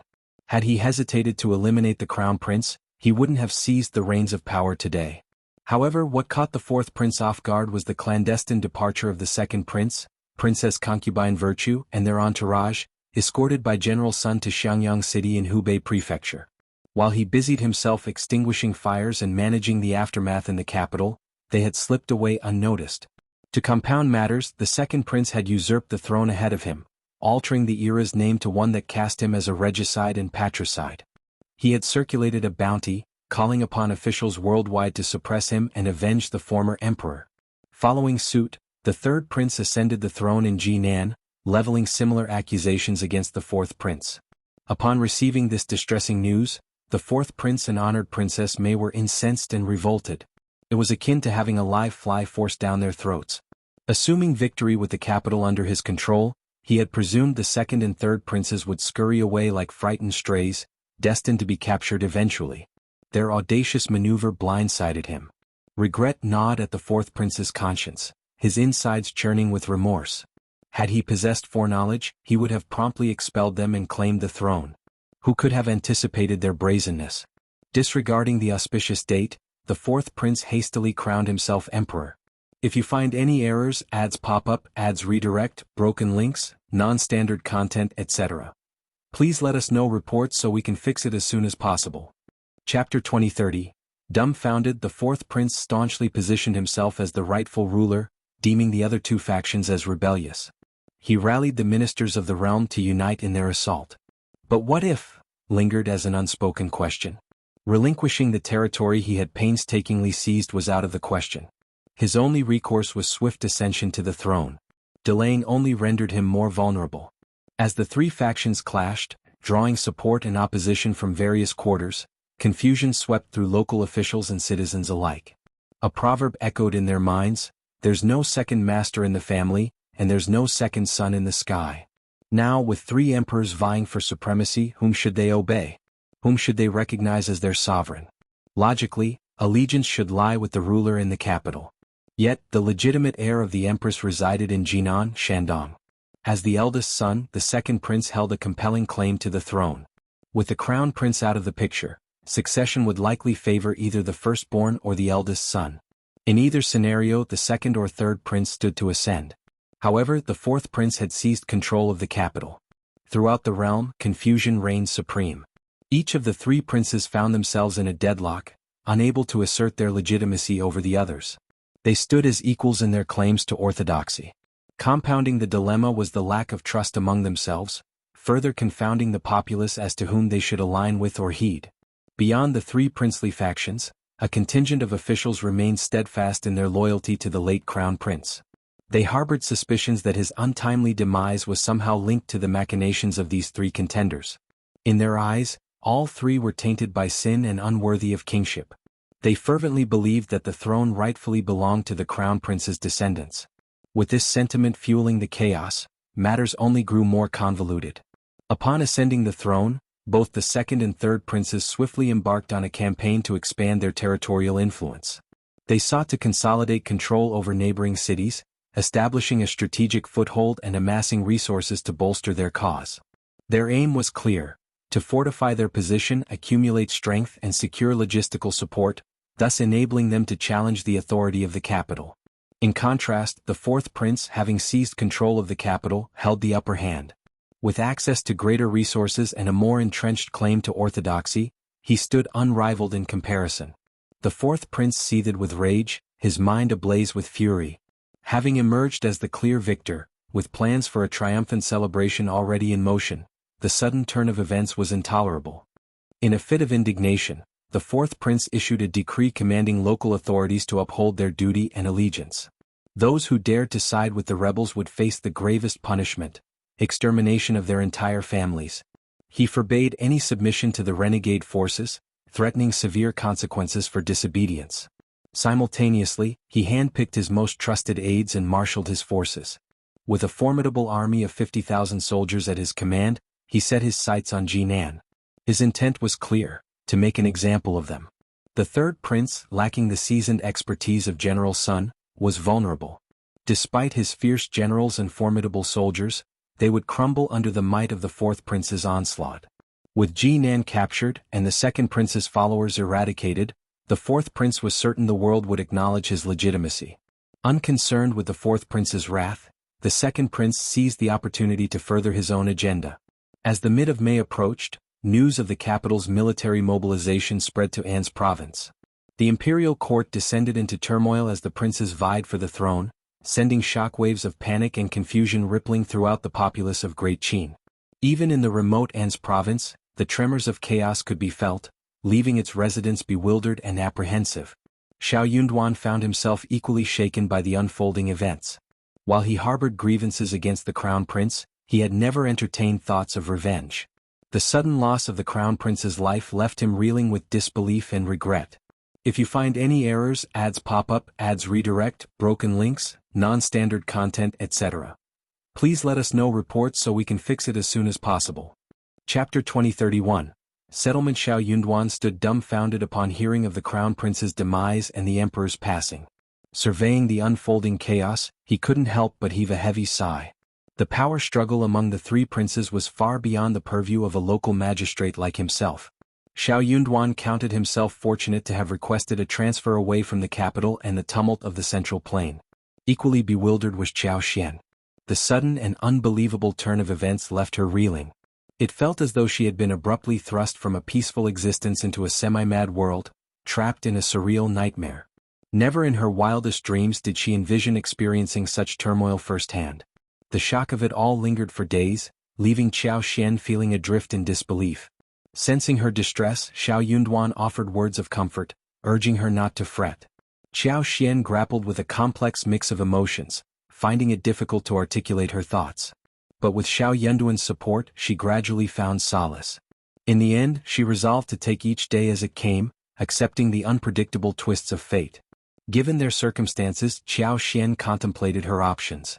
Acknowledging that neither she nor Shao Yunduan held authority over the unfolding events, she recognized the power of her own abilities. Compared to many others, she possessed considerable strength. However, the lingering sense of uncertainty and insecurity gnawed at her, casting a shadow over her peace of mind. Regardless of who ultimately emerged victorious in the power struggle, she echoed her husband's sentiment, hoping they wouldn't seek retribution against him. That assurance alone would suffice. Meanwhile, Shao Yunduan took charge, leading Qiao Xian, Anan, Sun Bai, Sun Qian, and others to the secluded intermediate area behind the state government office. There, they began compiling a list of individuals in need of protection. On one front, Shao Yunduan sought to reassure the populace, while on another he tasked Sun Bai, Sun Qian, Jia Heming, Zheng Sang, and others with maintaining security and conducting patrols. Despite the tumultuous events unfolding beyond their control, Shao Yunduan remained steadfast in his determination to ensure the people of An's province could continue to live in peace. Observing his efforts, the initial fear and confusion among the common folk gradually abated. Indeed, while the princes battled for supremacy in the capital and the central plains, An's province remained largely unaffected. With Lord Shao at the helm, there was a sense of reassurance among the populace. As long as Lord Shao remained, ensuring their continued well-being, everything would be all right. Regardless of the outcome of the power struggle in the capital, it mattered little to the residents of An's province. Despite being the weakest contender among the three princes, the third prince wielded considerable influence as a member of the orthodox intermediate palace. Securing the strategic location of Jinan and swiftly seizing control of the eldest son's territory before the fourth prince could react, he effectively cut off the northern canal route, halting all northbound ship traffic. Moreover, strict prohibitions were placed on southern carriages entering the capital. Given that the capital heavily relied on the Grand Canal for transportation of vital resources, the third prince's blockade caused immediate strain. With merchants exacerbating the situation by hoarding goods and waiting for prices to soar, panic gripped the capital's populace. Fluctuating prices and widespread anxiety plagued the citizens on a daily basis. For the fourth prince, managing these crises alone proved to be a monumental task, diverting attention and resources away from any potential offensive against the third prince. It appeared that determining a victor in the short term was a daunting prospect indeed. If you find any errors, ads pop up, ads redirect, broken links, non-standard content, etc., please let us know reports so we can fix it as soon as possible. Chapter 2032, Power to Protect Oneself. Sun Bai, Sun Qian, and Zheng Sang convened a meeting with Xiao Yunduan, their skepticism toward the government palpable. They had never truly identified themselves as public servants. Their loyalty lay solely with Xiao Yunduan. With the world on the brink of chaos and the three major powers engaged in conflict, they anticipated the emergence of opportunistic factions seeking to exploit the turmoil. In times of disjointed decrees and fragmented authority, nefarious elements were bound to emerge. In such turbulent times, the law held little sway. It was the power of the fist that truly mattered, especially within the territories established by the three princes in the capital. Should powerful individuals aligned with them perpetrate unlawful acts, would they face severe repercussions? Highly unlikely. Their actions would likely be met with impunity. Despite An's prefecture city's remote location, they understood the importance of preparation. Strategizing before taking action was paramount. At the very least, they needed the strength to defend themselves. Xiao Yunduan concurred wholeheartedly. After deliberation, Zheng Sang and Sun Bai took steps to bolster their ranks by recruiting numerous bailiffs for training.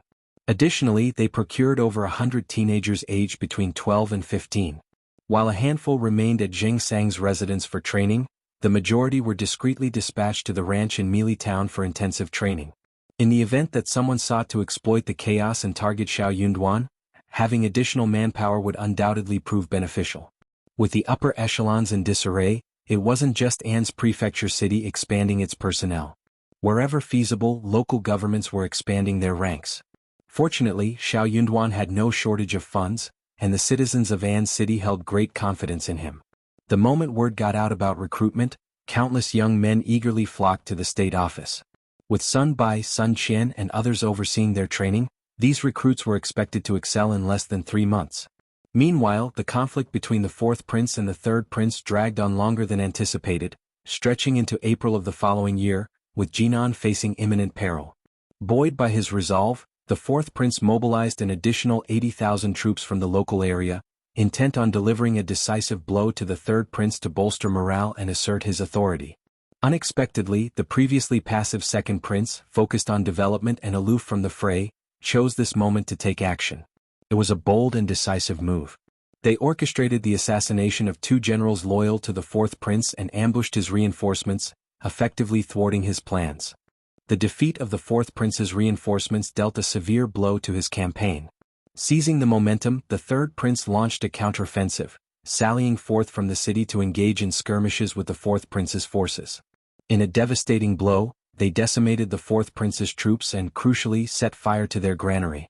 The fourth prince teetered on the edge of fury, but his hands were tied. Fuming with rage, he assumed an orthodox stance and issued a decree calling upon the Northwest to dispatch their army to Jinan to quell the rebellion. To his dismay, the Northwest army remained unmoved. They cited manpower shortages and their steadfast commitment to border defense as reasons for their refusal to mobilize. The fourth prince's authority waned further as the Northwest army made it clear they would not heed the commands of any prince. In fact, they were reluctant to align themselves with any of the warring factions. Today, the intermediate generals of the Northwest Army found themselves deeply indebted to the memory of old General Zhao. In times past, the venerable general had met a tragic end, unjustly accused and executed despite his distinguished service. His demise did not occur on the battlefield, but rather under the cloud of suspicion cast by the emperor, leading to the execution of his entire family. The generals couldn't help but shudder at the thought. Were it not for old General Zhao's impassioned plea to defend the northern borders and safeguard the peace of Great Qin's people, many among their ranks might have abandoned their posts and shirked their responsibilities. If you find any errors, ads pop up, ads redirect, broken links, non-standard content, etc., please let us know reports so we can fix it as soon as possible. Chapter 2033, Disheartened. How could this happen? They had braved the battlefield, risking their lives, only to meet their end under the emperor's blade. What? Unbeknownst to the imperial court, the Northwest Army had once come to the aid of old General Qiao. In truth, General Qiao's grandson had also been rescued, but fate did not smile upon the virtuous. The young scion of the Qiao family endured immense suffering in the depths of the prison and succumbed to illness soon after. With his passing, General Qiao retreated into the shadows, consumed by sorrow. Henceforth his whereabouts became a mystery.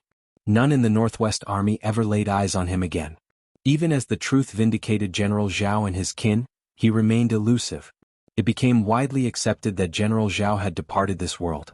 Had he been alive, he would have emerged if only to safeguard the honor of the Qiao family. The Northwest Army dispatched emissaries to the capital for the Qiao family's burial, but the palace also sent representatives. One particularly haughty eunuch looked upon the Northwest Army's delegates with disdain. He showed no deference to General Qiao or his kin. Instead, he declared, "The Qiao family has benefited from our generosity. It is their fortune that the emperor has bestowed such favor upon them. They should express gratitude even in death and pray for the empire's eternal prosperity." The representatives of the Northwest Army seethed with anger. Some among them struggled to contain their volatile tempers, their restraint the only thing preventing an immediate eruption. Following this encounter, the Northwest Army's discontent with the imperial court deepened, and their disillusionment with the royal family intensified. Their duty at the northwestern border was not in service to the royal family but in obedience to the final directive of their esteemed general. Unless expressly relieved of their duty by the imperial court, they would stand sentinel over the palace. Yet their loyalty lay not with the court or the emperor.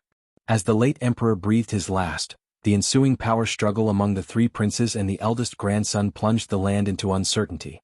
The Northwest Army observed with cold detachment, silently cursing their arrogance and disdain.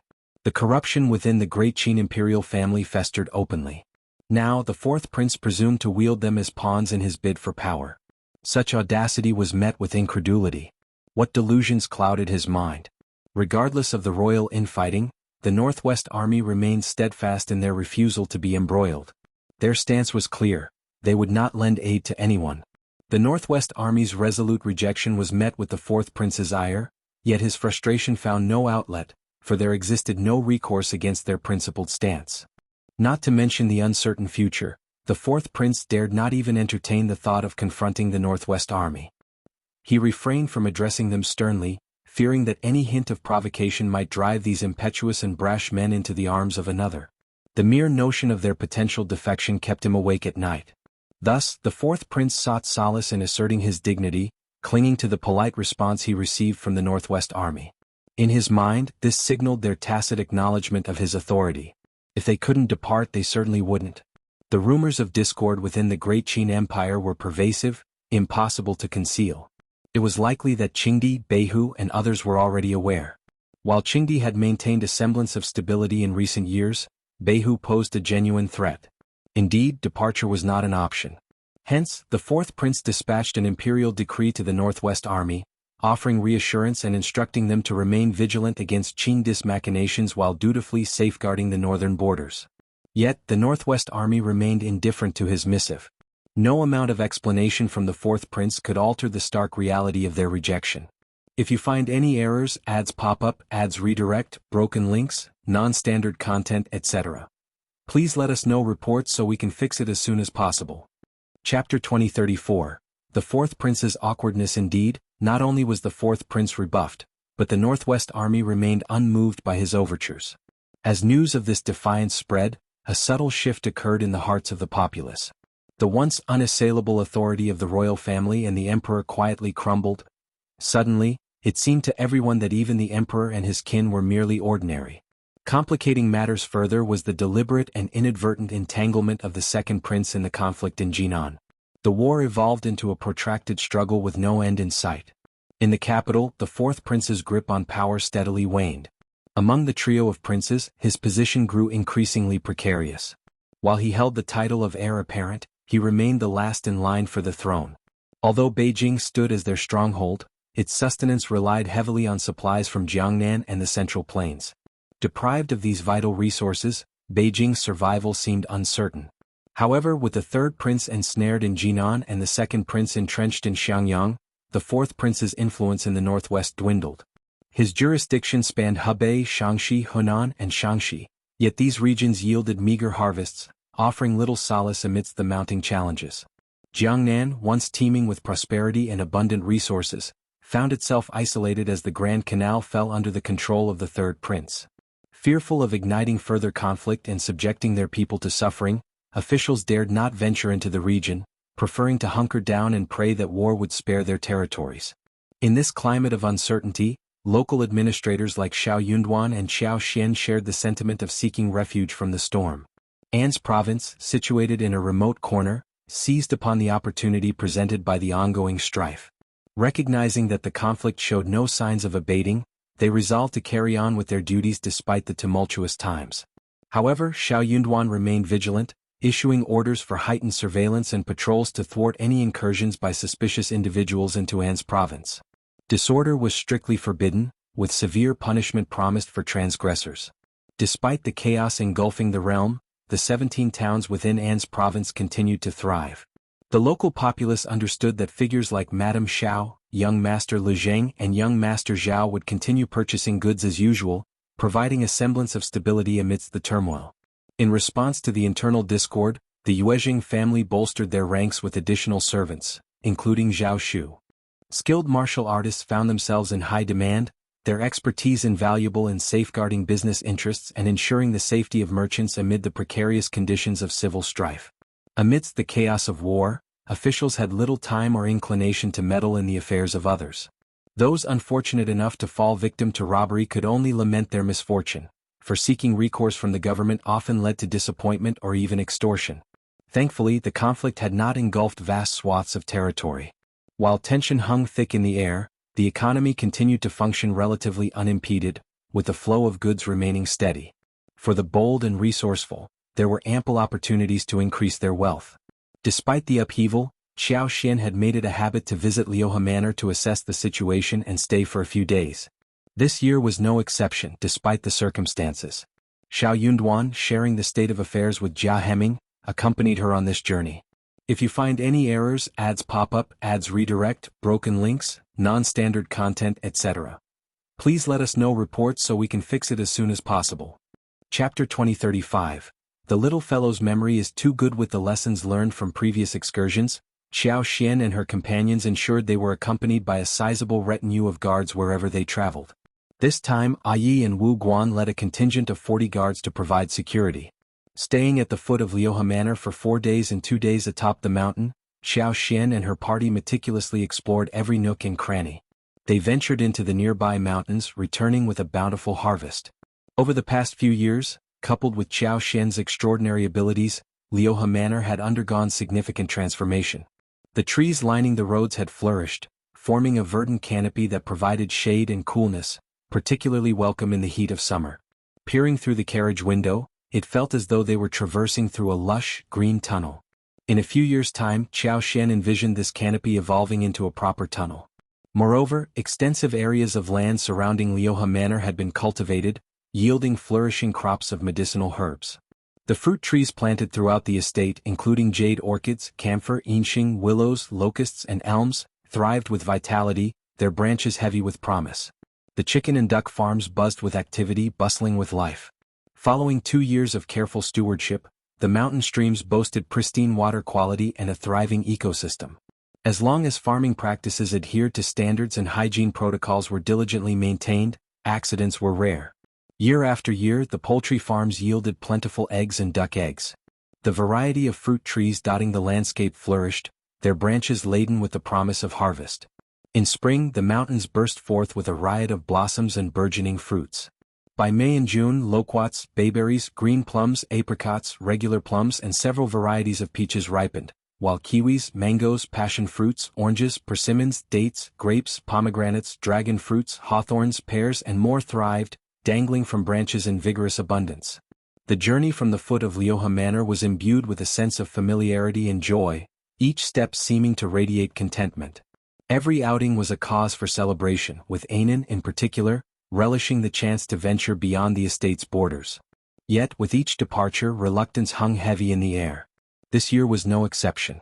As they settled into the carriage, Anan's tears flowed freely, unwilling to bid farewell to their idyllic retreat. Qiao Xian gently comforted him, promising a treat of delicious desserts upon their arrival in the city. Only then did Anan's tears subside. In An's prefecture city, 3 dessert shops owned by Yuezhing Shao delighted patrons with an array of delectable treats. Among Anan's favorites were poplar dew, egg custard, milk pudding and more. Fortunately, Qiao Xian's farm boasted ample dairy production, ensuring a steady supply of ingredients for these indulgent delicacies. Transporting milk from the ranches in Mealy Town posed logistical challenges, prompting Qiao Xian to establish a ranch in a mountain valley near the suburbs. Regular rotations between this outpost and Mealy Town ensured a steady supply of milk to meet daily demands. As the wagon rolled into An City, Qiao Xian and Xiao Yunduan prepared to escort Anan back home. However, the young boy's spirits suddenly soared, his eyes sparkling as he addressed Qiao Xian. "Mom, I want pudding and mango dew." Qiao Xian and Xiao Yunduan exchanged helpless glances, unable to contain their amusement. There was no fooling him, Anan's memory was remarkably sharp. If you find any errors, ads pop up, ads redirect, broken links, non-standard content, etc. Please let us know reports so we can fix it as soon as possible. Chapter 2036. Anan felt Qiao Xian planted a kiss on her son's cheek, her smile warm and reassuring. "All right, my dear, well, go get some right away." She knew that failing to fulfill her promise would only leave Anan crestfallen and in tears. With that, Xiao Yunduan alighted from the wagon and arranged for another to take his place, while Qiao Xian led Anan to the bustling dessert shop. Aware of the impending workload awaiting him at the office after being away for several days, Xiao Yunduan opted to return ahead of them, accompanied by 6 guards for added security. Despite An City's reputation for safety, Xiao Yunduan refused to take any chances when it came to the well-being of his family. Meanwhile, Qiao Xian, accompanied by her son, Nanny, Lixia, Kaiyun and other familiar faces, made their way to Yu's dessert shop on the bustling street. Frequented by Anan for its delectable offerings, Qiao Xian herself enjoyed the treats but preferred not to make them at home, making visits here a regular occurrence. The female manager and waitstaff recognized them, offering warm greetings upon their arrival. As always, Anan's order remained consistent: sweet dew and milk pudding. Qiao Xian added a few more dishes to their order and encouraged Nanny, Lixia, and the others to choose whatever they pleased. With Anan settled comfortably in a booth, Qiao Xian attended to his needs with tender care. Nanny and the others, accustomed to Madame's casual demeanor, reciprocated her kindness with grateful smiles before dispersing to find their own seats. The dessert shop boasted 2 floors, with the second floor featuring 7 or 8 booths of varying sizes, tailored for the comfort of female patrons. One such booth, elegantly adorned and subtly partitioned, provided a spacious and inviting ambience, its decor regularly refreshed with changing floral arrangements. Qiao Xian, well acquainted with the staff, engaged in conversation as she savored the tranquil atmosphere. However, her attention was abruptly diverted when she noticed Anan darting away. The shop was relatively empty, save for Qiao Xian's group and 2 other tables. While she knew Anan to be mischievous, she trusted the child to behave responsibly. Yet, as Anan dashed past the 2 servants, one of them extended her leg, causing Qiao Xian's eyes to widen in alarm. "Anan!" she exclaimed, her voice ringing out across the shop. Almost simultaneously, Anan stumbled over the maid's outstretched leg and tumbled forward, emitting a loud wail as he fell. Qiao Xian's cry of alarm drew the attention of Zixin, who had been engaged in conversation with her. Following Qiao Xian's gaze, Zixin witnessed the unfolding scene. Meanwhile, the other maid, engaged in quiet conversation with her mistress, lifted her head in surprise as Anan's cries disrupted the tranquility. Observing the unfortunate spectacle, the mistress couldn't suppress a giggle, finding amusement in Anan's misfortune. The maid, relieved to see her mistress' mood lightening after days of melancholy, couldn't resist a disparaging remark directed at Anan. "I wonder which nobleman is so negligent that he can't even tend to his own child," she quipped, eliciting a chuckle from the maid who had inadvertently caused Anan's fall. Qiao Xian felt a surge of frustration and anger. Rushing to Anan's side, she scooped up the distraught child into her arms, offering him the comfort and solace he sought amidst his tears. If you find any errors, ads pop up, ads redirect, broken links, non-standard content, etc.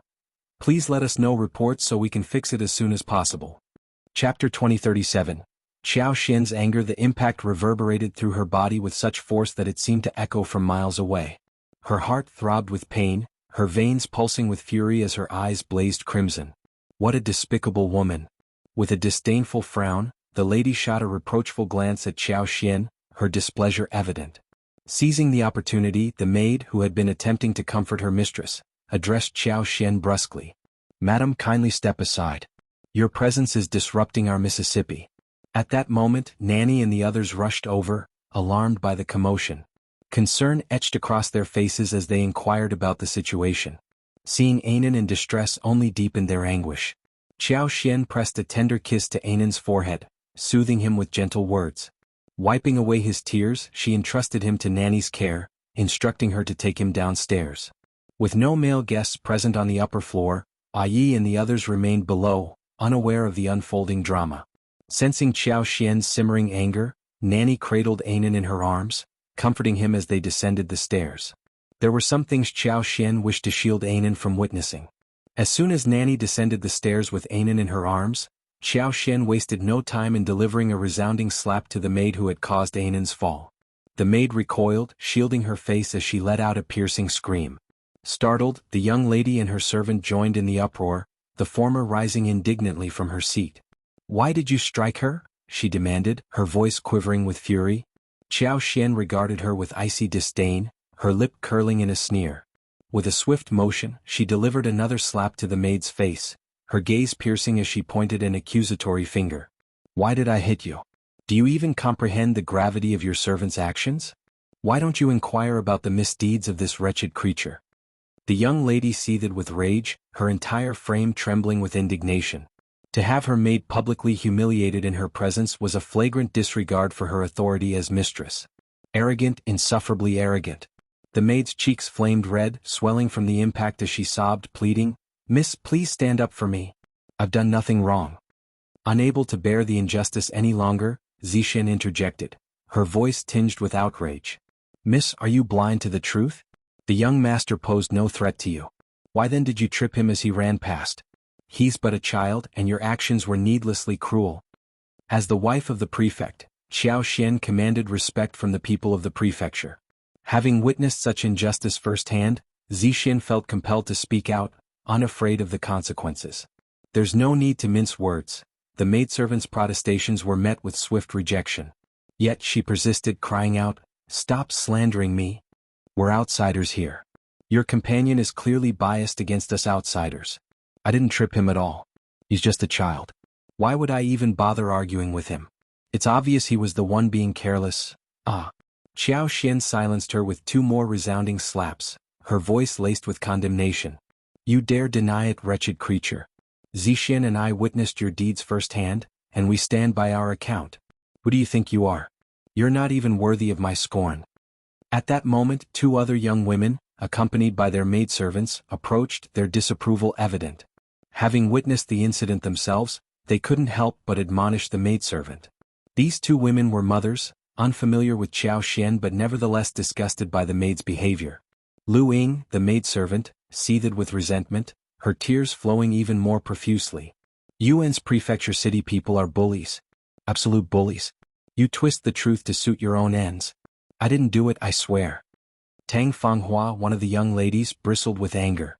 "Is there no rule of law for nobility? How can you act so unreasonably? A gentleman resolves disputes with words, not violence. Your behavior is utterly reprehensible. If you find any errors, ads pop up, ads redirect, broken links, non-standard content, etc.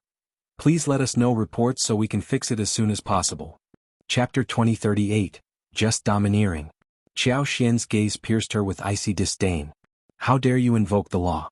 Are you the sole arbiters of wrongdoing? If this individual refuses to confess, apply pressure until she yields." His directive was clear as he cast a pointed glance at Lixia, Kaiyun, and Kaiyue. "What are you waiting for?" Enraged by the audacity, Lixia and her cohorts needed no further encouragement. With a curt affirmation, they advanced to administer punishment upon Levying. Witnessing the altercation, the two young mistresses and their attendant recoiled in astonishment, swiftly retreating to the sidelines. Their exchanged glances betrayed a mixture of shock and vindication. It was a fitting retribution. Such impudence warranted swift justice. Tang Fanghua and Olvmei's cries of terror pierced the tense atmosphere. Olvmei instinctively shielded Tang Fanghua, offering no assistance. In a sudden surge of defiance, Tang Fanghua fixed Zixian with an accusatory glare.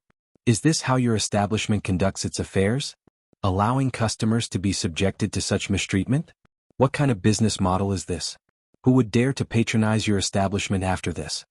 With newfound resolve, Ovmei joined in, urgently calling for the shopkeeper. Downstairs remained still, as per Qiao Xian's instructions to the nanny to bar any intruders from ascending.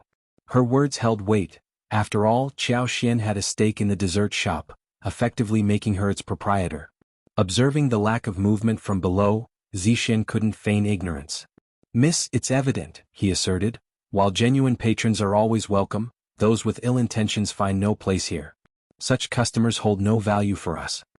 The retort ignited Tang Fanghua and Ovmei's fury. Meanwhile, Ovang bore the brunt of Lixia and her accomplices' assault, enduring a barrage of pinches and hair-pulling, reducing her to a pitiful state. Initially defiant, she now sobbed uncontrollably, her cries for help punctuating the chaos. "Miss, please save me. Miss, help." But what recourse did her mistress have? Tang Fanghua remained aloof, wary of becoming a target herself amidst the escalating confrontation. Caught in a quandary, she grappled with the dilemma of intervention. Even if she could regain her dignity later, it would not change the fact that she might be in a sorry state and suffer. However, Ovang was humiliated and bullied like this in front of her master.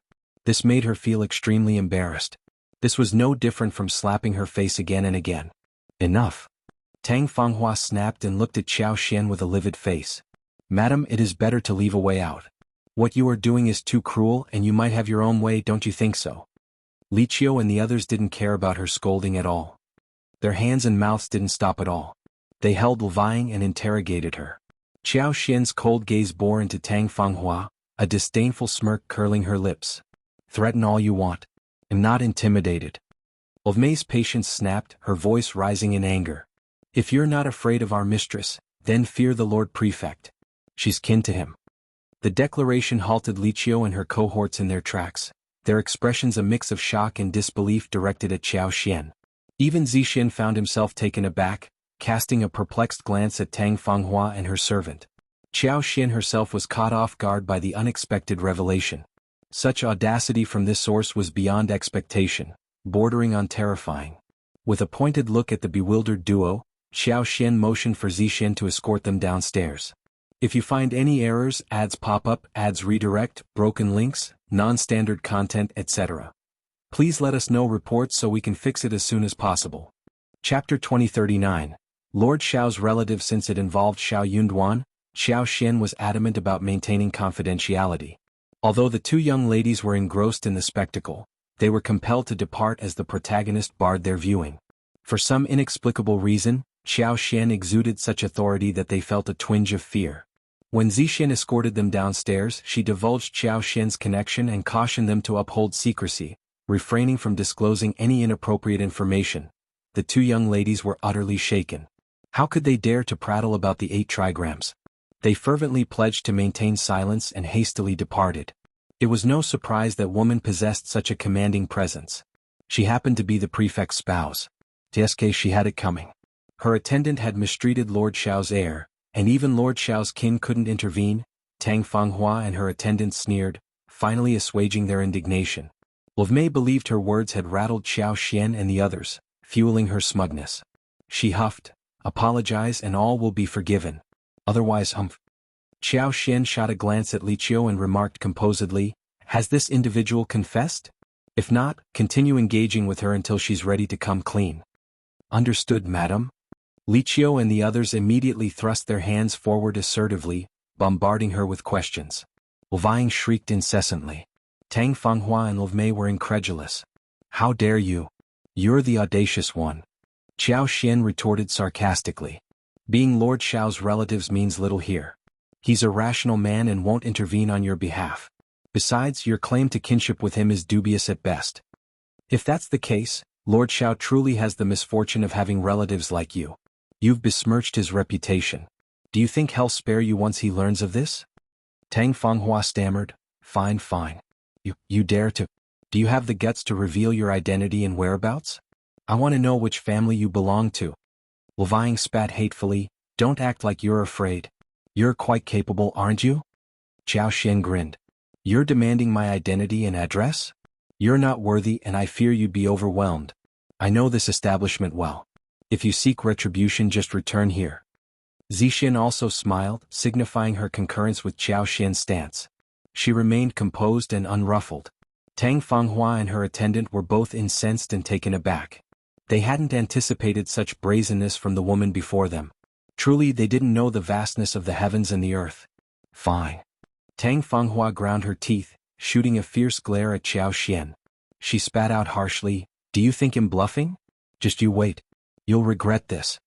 Qiao Xian sneered in response. Tang Fanghua felt her blood boiling, nearly reaching the point of nausea. She refused to let this slide. Absolutely not. This woman clearly underestimated the gravity of the situation. Perhaps she believed he was bluffing and assumed she could make him pay the price. If she didn't make her kneel and beg for mercy, she wouldn't let her off the hook. Wang's endurance waned. Realizing his master couldn't rescue him, trapped and unable to overpower Qiao Xian, every part of his face, head, arms and body throbbed with pain. The humiliation nearly made him vomit blood. Fear gripped her. Regret consumed her. Had she known the ferocity and arrogance of the madwoman in this dingy place, she would have never dared such a reckless act. If you find any errors, ads pop up, ads redirect, broken links, non-standard content, etc., please let us know reports so we can fix it as soon as possible. Chapter 2040. I hope Anan has completely forgotten she had merely intended to play a prank on the child out of dislike for him. Assuming no one would witness it, she never anticipated him not only observing but also adamantly refusing to let it slide. Wang reached her breaking point. She sobbed and pleaded, "Please, please stop hitting me. It's my fault, entirely my fault. I shouldn't have extended my leg to trip that young master. I beg you, please stop." Qiao Xian raised her hand, signaling Lixia and the others to cease. Yet, their gazes intensified, brimming with disdain. This despicable person. Qiao Xian's heart twinged with pain as she recalled her son's cries. She uttered icily, "Why did you do it?" Wang felt too ashamed to admit her motive but lacked the courage to remain silent. Tearfully she stammered, I was just feeling bored and wanted to play a prank, ah." Lixia couldn't restrain herself and delivered another slap. "How dare you jest at the expense of our young master? What kind of vile person are you?" Taking a deep breath, Qiao Xian fixed them with a cold glare. "I won't argue with you today, but mark my words, your recklessness will lead to your downfall. Leave now." Tang Fanghua and her attendant were on the verge of exploding with fury. What did she mean by unlucky one day? Wasn't today unlucky enough? An's province truly proved inhospitable. Its residents were excessively tyrannical and overbearing. You need to consider the owner before disciplining a pet. My maid was merely jesting. If you hadn't neglected the child, none of this would have happened. Tang Fanghua shivered as Qiao Xian cast her a frigid glance. Apprehensive of another strike, Tang Fanghua's voice dwindled. She swallowed the remainder of her retort, summoned 2 maids and turned to depart. "Just you wait," she vowed silently. "She'd return to this place and show them who could be provoked and who couldn't." Wang's hair was disheveled, her face a mosaic of red, purple and white, every inch a canvas of agony. Her eyes, swollen and crimson, brimmed with hatred as she cast a parting glare at Qiao Xian and her companions. After their departure, Qiao Xian descended the stairs. Anan sat blissfully relishing the milk pudding, his visage radiating contentment. Qiao Xian's gaze softened, her heart melting. Children were children, pure, guileless and quick to forget. Soon they'd be gleeful and carefree once more. Qiao Xian silently hoped Anan had entirely forgotten the recent altercation. Anan. Approaching with a smile, Qiao Xian watched as Anan's face lit up. "Mom, the pudding is divine. Here, have some too, Mom." "Sure, he'll have some too. If it's your favorite, then let's indulge together."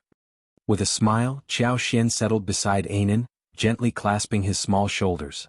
After enjoying milk pudding and sipping strawberry juice with Anan, mother and son returned home. Shao Yunduan remained occupied and didn't return until dinner time. By then, Anan had already retired for the night. Upon sighting Shao Yunduan, Qiao Xian felt the previously quelled grievances resurface, overwhelming her emotions. Sensing her distress, Shao Yunduan was taken aback. He grasped her shoulders, his expression filled with concern. "What's wrong? Who dared to mistreat you, my dear wife? If you find any errors, ads pop up, ads redirect, broken links, non-standard content, etc., please let us know reports so we can fix it as soon as possible." Chapter 2041. Your relative, your relatives. Xiao Yunduan found himself torn between amusement and concern. Though he didn't fully grasp his wife's words, her unhappiness was evident. Drawing Qiao Xian into his embrace, he gently patted her back. I wouldn't even know how to mistreat my wife, let alone any relatives. No relatives, absolutely none. Please don't be upset, my dear. Qiao Xian couldn't help but chuckle as she lifted her head from his chest. But she insisted she was your relative. Xiao Yunduan, my dear? He felt even more bewildered. Qiao Xian ceased her teasing and recounted the day's events, her anger and distress evident in her voice. Xiao Yunduan shared her shock and heartache, feeling increasingly perplexed. Who on earth would fabricate such a colossal lie? My wife shouldn't have let them leave. We should have Yi and the others apprehend and interrogate them. What kind of servant shared the same master? A maid who would mistreat a child merely for a jest was undoubtedly nefarious. One could surmise that her master was no better. Xiao Yunduan couldn't fathom what kind of relative she claimed to be. It had to be a falsehood. Hearing his suggestion, Qiao Xian felt a pang of regret. Indeed, she shouldn't have allowed her to depart. Who knew what she might attempt next? What if she perpetrated something under the guise of being the prefect's relative in the nearby city? However, if she dared to do so, word would inevitably reach the authorities, and she wouldn't escape unscathed. Whether she's deceiving us or not, the truth will come to light soon. She won't be as bold in front of me. She'll slip up again, Xiao Xian asserted. Xiao Yunduan's gaze hardened. That's for certain. I won't let her off easily. After a brief pause, she couldn't help but inquire, is Anan all right? Was he frightened? The mere thought tugged at his heartstrings. If the child hadn't drifted off, he would have held him close and comforted him. With a sigh, Qiao Xian replied, that dear boy was so young and he cried so hard. But he was soothed afterward, so he likely won't remember. I'll instruct the nanny to keep an eye on him tonight to prevent any nightmares. Xiao Yunduan nodded and planted a gentle kiss on her forehead. Don't be disheartened. Qiao Xian leaned into his embrace, choosing silence. She wasn't disheartened, she was seething with anger. Fortunately, Anan enjoyed a peaceful night's rest without any nightmares. The next morning, Qiao Xian breathed a sigh of relief upon hearing Kaiyan's report. The child was still tender and forgetful, yet remarkably resilient. That was a relief. Children were highly susceptible to fear. Once frightened, their fragile constitution could lead to severe consequences. Xiao Yunduan could not help but feel sorry for Anan. He took Anan into his arms during breakfast. The little guy was overjoyed. The monkey was tyrannizing his father. His father was usually busy and did not have much time to hug him. After the family of three had breakfast, Xiao Yunduan accompanied them for a while before heading to the government office. Qiao Xian did not plan to go out today. She was going to pick strawberries and dragon fruits with Anan in the garden. The garden boasted a variety of fruit trees: figs, jujubes, plums, persimmons, dragon fruits, papayas, and more. Qiao Xian even dedicated a corner of the land to strawberries, watermelons, cantaloupes, and small melons. While she didn't plant an abundance of them, they yielded plentiful fruits each year. As the watermelons and cantaloupes reached maturity, enormous specimens tumbled onto the ground, their size making them utterly endearing. If you find any errors, ads pop up, ads redirect, broken links, non-standard content, etc. Please let us know reports so we can fix it as soon as possible. Chapter 2042. Qi is here. Whenever the season arrived, Qiao Xian would enlist Mrs. Jia's help to gather the ripe fruits, providing her with a basket.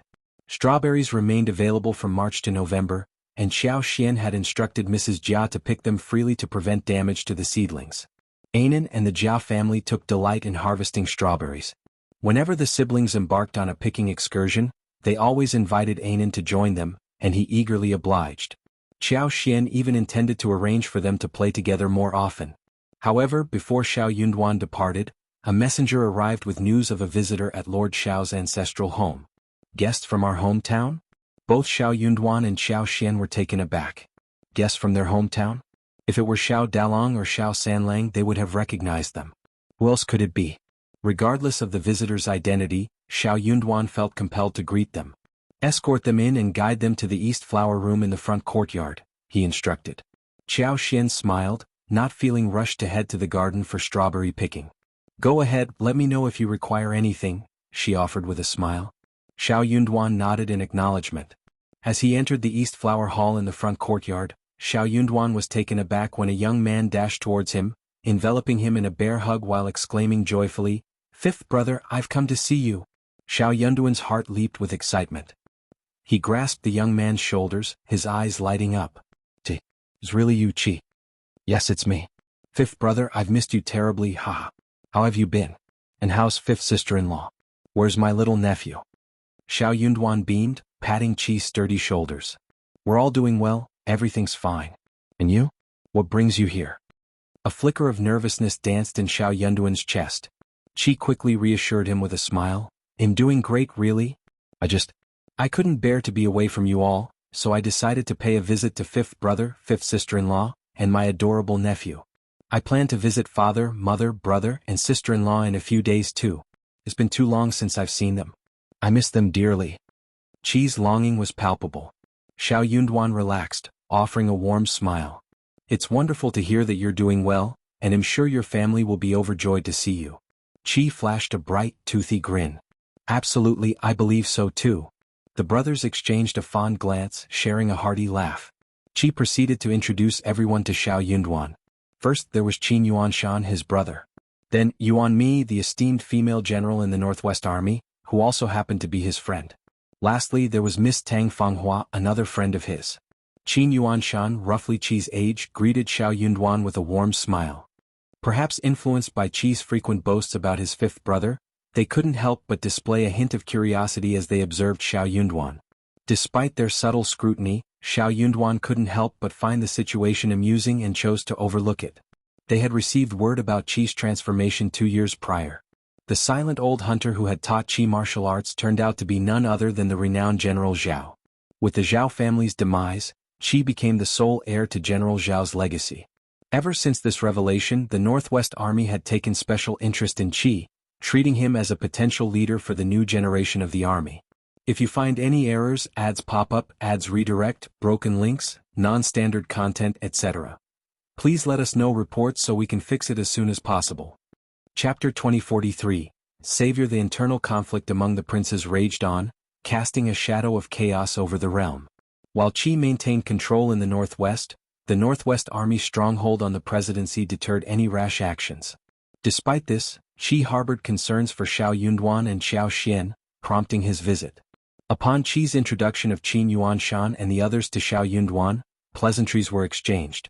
However, the atmosphere shifted abruptly when Liu Mei, standing beside Tang Fanghua, interjected with a smile. Our girl saved General Shao's life during her time in the Northwest. She wishes to pay a visit to Lord and Lady Shao as well. Liu Mei's words caused a sudden chill to settle over the gathering. Qin Yuanshan and Yuan Mi exchanged glances discreetly, their expressions betraying a mix of emotions. Yuan Mi couldn't help but roll her eyes in private. Observing Qi's strange smile, Shao Yunduan exchanged a glance with Miss Tang, who had halted Liu Mei and now smiled graciously. Sensing the implications, Shao Yunduan nodded at Tang Fanghua and spoke warmly, "So you were the one who saved Qi? Your actions won't go unnoticed. We'll find a way to repay you. Miss Tang, if you ever require assistance, don't hesitate to ask." Tang Fanghua returned the smile. "Lord Shao, your generosity knows no bounds. I acted out of goodwill, it was nothing." Shao Yunduan maintained his smile, leaving further discussion to his wife. "You must be weary from your journey. Please make yourself at home. There's no need to stay at an inn when you have your own residence here." Shao Yunduan was aware of their arrival in An City 2 days prior, while the trio still resided at Liuhe Manor, hence their initial absence. Their visit today came only upon learning of their return. Qin Yuanshan and Yuan Mi dispensed with formalities, opting to stay at the state office for convenience. Understanding Qi's eagerness to reunite with his brother and sister-in-law, they expressed gratitude before retiring. Aware that Qi and his brother had much to catch up on after years apart, they left promptly, guided by the servants to their quarters. Tang Fanghua, however, insisted with a smile, "I'm not fatigued. I've had ample rest these past 2 days. Lord Shao, I wish to pay a visit to Madame Shao." Yuan Mi and Qin Yuanshan exchanged speechless glances. This woman had no sense of propriety. Why insert herself into their family reunion? Did she envision herself as a member of the Shao clan? What audacity! Even if she saved Qi's life without his affections, she couldn't force a marriage. Qi had rebuffed her advances countless times, yet she persisted in her delusion. Shameless truly. Yuan Mi was on the verge of intervening when Shao Yunduan nodded in agreement. "All right." Yuan Mi struggled to find words, cursing Xiao Yunduan inwardly for his shamelessness. She resented him for enabling Tang Fanghua's audacity. Surely Xiao Yunduan couldn't be oblivious to her true intentions. Qi was equally taken aback but remained silent. Tang Fanghua's face lit up with gratitude as she thanked him with a beaming smile. "Thank you, Lord Shao." With that, Xiao Yunduan led Qi, Tang Fanghua and her two maids, Lvang and Lvmei, into the courtyard. Tang Fanghua and her servants rejoiced, unaware of the impending misfortune looming just around the corner. If you find any errors, ads pop up, ads redirect, broken links, non-standard content, etc., please let us know reports so we can fix it as soon as possible. Chapter 2044. Why are you here? Xiao Yunduan may have been unfamiliar with Tang Fanghua and her attendant, but he sensed her dubious intentions. He trusted his wife to handle the situation adeptly. Regarding the debt of saving her life, Xiao Yunduan deemed it wise to resolve it promptly. Since Tang Fanghua openly expressed her desire to repay him, he decided to grant her wish swiftly. He didn't want Qi to be burdened by such an obligation. "Wife." Xiao Yunduan's voice exuded warmth and excitement. "Look who's here." A broad grin illuminated Qi's youthful and handsome face as he eagerly approached. "Fifth sister-in-law. It's me. I've come to see you and my nephew." Qiao Xian, engrossed in play with her son, was momentarily stunned. Qi was here? It couldn't be. Qi's presence filled her with astonishment and delight. "Qi, you're really here." Qi beamed with happiness and pride. "Fifth sister-in-law, it's me." Qiao Xian burst into laughter, moving closer. "Excellent, you've returned after all these years. Anan, come greet Uncle Qi." Anan, curious, blinked his watery eyes and regarded Qi. Following his mother's prompt, he obediently chimed, "Uncle Qi." Qi's face lit up with joy as he reached out to embrace his nephew. Tang Fanghua and her attendant had not been able to survey their surroundings upon entering, thus initially missing the presence of Qiao Xian and her son. However, as their gazes finally settled on them, their expressions shifted dramatically. Lvang, who had suffered the most the day before, was now the most shocked. A cry of surprise escaped her lips. Qiao Xian, upon noticing their arrival, froze in place. Qi, sensing a subtle shift in the atmosphere, felt a twinge of unease but brushed it off as mere imagination. Surely nothing could be amiss. Realizing his oversight in introducing Tang Fanghua to Qiao Xian, Qi withdrew his hands from Anan and addressed Qiao Xian with a smile. "Fifth sister-in-law, this is Tang Fanghua, Miss Tang. She's accompanied by my other two friends." Lvang's complexion turned ashen, fear flickering in her eyes as she trembled involuntarily. Recalling her altercation with Qiao Xian the previous day, she regretted her actions deeply. If only she had known Qiao Xian's true identity as the prefect's wife, she wouldn't have dared to provoke her, no matter how bored she felt. Tang Fanghua too felt a pang of embarrassment, her face alternating between shades of red and white. This friendly fire, what a predicament. To realize that the woman before her was the prefect's wife explained her arrogance. It also explained, with a sinking feeling, how she had maintained airs of superiority as a relative of the Lord Prefect. The realization burned through Tang Fanghua like a flame. Tang Fanghua strained to summon a smile, but it eluded her. Her attempts to speak resulted in silence, her throat constricted by tension. Qiao Xian offered a wry half-smile in acknowledgement. "So it's you."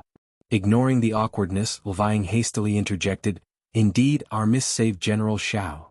Though her words felt abrupt, she felt compelled to speak. It was their best and only defense. Perhaps, on the grounds of Tang Fanghua's deed, the prefect's wife would show mercy and exercise decorum. Qi's eyes flashed with anger. He cast a cold gaze at Lvang, then turned to Tang Fanghua with a mask of disdain. His disgust was palpable.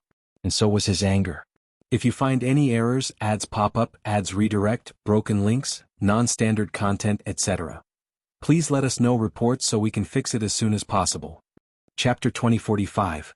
We're on the same side. Xiao Yunduan's eyes glinted with mockery as he regarded Tang Fanghua. He now understood the true nature of Qi's savior. Despite her role in saving Qi, Xiao Yunduan vowed never to allow such a person to linger by Qi's side, bringing trouble upon him. Qiao Xian, smiling at the sudden interjection, shot a meaningful glance at Tang Fanghua. Tang Fanghua flushed hot with embarrassment, feeling exposed under Qiao Xian's penetrating gaze. She seethed with shame and resentment, her fists clenched tightly. Despite his usual obliviousness, even Qi sensed that there was more to the situation. "Fifth sister-in-law, how do you know Miss Tang? What's the connection?" Qiao Xian couldn't fault Qi for saving her life. Lixia, devoid of emotion, recounted the events of the previous day. Both Xiao Yunduan and Qi erupted in fury simultaneously. Qi fixed a piercing glare on Tang Fanghua. Miss Tang, care to explain this? Fifth sister-in-law, fifth brother, I apologize. Don't. Qiao Xian interjected, smiling warmly at Qi. We're family, and your fifth brother and I would never hold our own family accountable for the mistakes of outsiders. While they may be your friends, friends remain distinct from family. We stand together as one, capable of distinguishing right from wrong. Suppressing his anger, Xiao Yunduan added, your sister-in-law speaks wisely. Let's refrain from further unfounded accusations. Qi nodded, chastened. Yes, fifth brother, fifth sister-in-law. Tang Fanghua, feeling the weight of Qiao Xian's words, hurriedly spoke up. Madam Xiao, I wasn't aware it was you and, it wouldn't matter if it weren't us. Qiao Xian interjected icily. Your insinuations are distasteful, Miss Tang. Are you suggesting that your actions hinge on the identities of those involved? That you treat ordinary people with callous disregard? Are we to be casually bullied without reason? Tang Fanghua shook her head frantically. No, that's not what I meant. I was out of line. It's entirely my fault. Luvang, equally terrified, dropped to her knees. Madam Shao, please forgive me. I didn't intend harm. I was overwhelmed in the moment. It's not my usual demeanor. I was in a haze. This was unrelated to my master's wishes. Please forgive me, Madam Shao. General Shao, I beg of you, please. Qi's voice cut through the tension, dripping with cold disdain. Consider yourself fortunate that you're not bound to me as a slave. Otherwise, I'd have disposed of you long ago. He had yearned to meet his nephew, only to discover that the child had suffered at the hands of this contemptible servant. The mere thought of it gnawed at his heart. Yet, despite her transgressions, this servant dared to plead for mercy. Qi had harbored suspicions about Tang Fanghua's character from the start. Nonetheless, out of gratitude for saving his life, he had turned a blind eye to her misdeeds, as long as they didn't cause significant trouble or lead to legal action. But now, her indulgence of her maid's cruelty toward his nephew shattered any semblance of tolerance he had left. Tang Fanghua was consumed by remorse. She had been apprehensive, uncertain if Xiao Yunduan and Qiao Xian would accept her. If they favored her, perhaps she could appeal to them. Qi held his fifth brother and sister-in-law in high regard. Their support might pave the way for her marriage with Qi. If you find any errors, ads pop up, ads redirect, broken links, non-standard content, etc. Please let us know reports so we can fix it as soon as possible. Chapter 2046. A dog using its master's power, but what if they don't like her? What should she do? Or perhaps they hated her? Could she and Qi still have a future? Tang Fanghua was consumed with anxiety, her thoughts swirling in turmoil. Just the day before, she had sauntered casually with her maids through the bustling streets of An's prefecture city. Spotting the renowned used dessert shop, she decided to venture inside. Little did she anticipate the twist of fate awaiting her.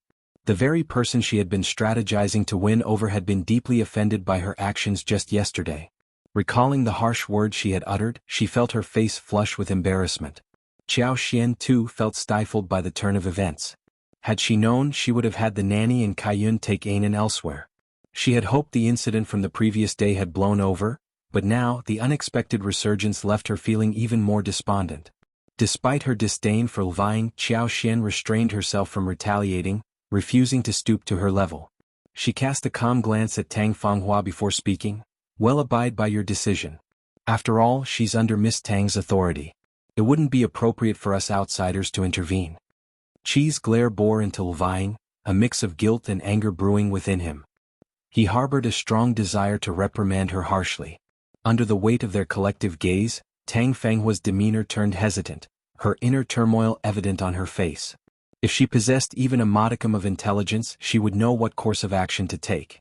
If her intention truly lay in marrying Qi, she would understand that she couldn't retain this maidservant. The Shao family wouldn't tolerate the presence of such a malevolent and abusive maid, especially one who targeted the vulnerable and innocent Anan. Tang Fanghua had no choice but to disassociate herself from Luvang. Luvang, too, grasped the severity of the situation. Prostrating herself on the ground, she turned to Tang Fanghua, pleading for mercy.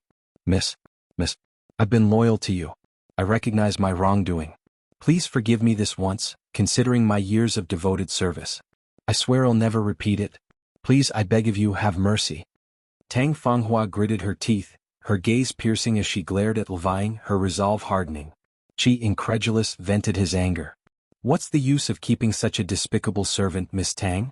Are you truly so attached? I've been faithful to you, miss. I've been faithful. Levine wailed, her forehead repeatedly striking the ground. Qi, seething with fury, averted his gaze, consumed by disappointment and guilt. He realized then that he and Tang Fanghua were fundamentally different individuals. The Shao family would never condone the presence of such malice. Their integrity wouldn't allow it.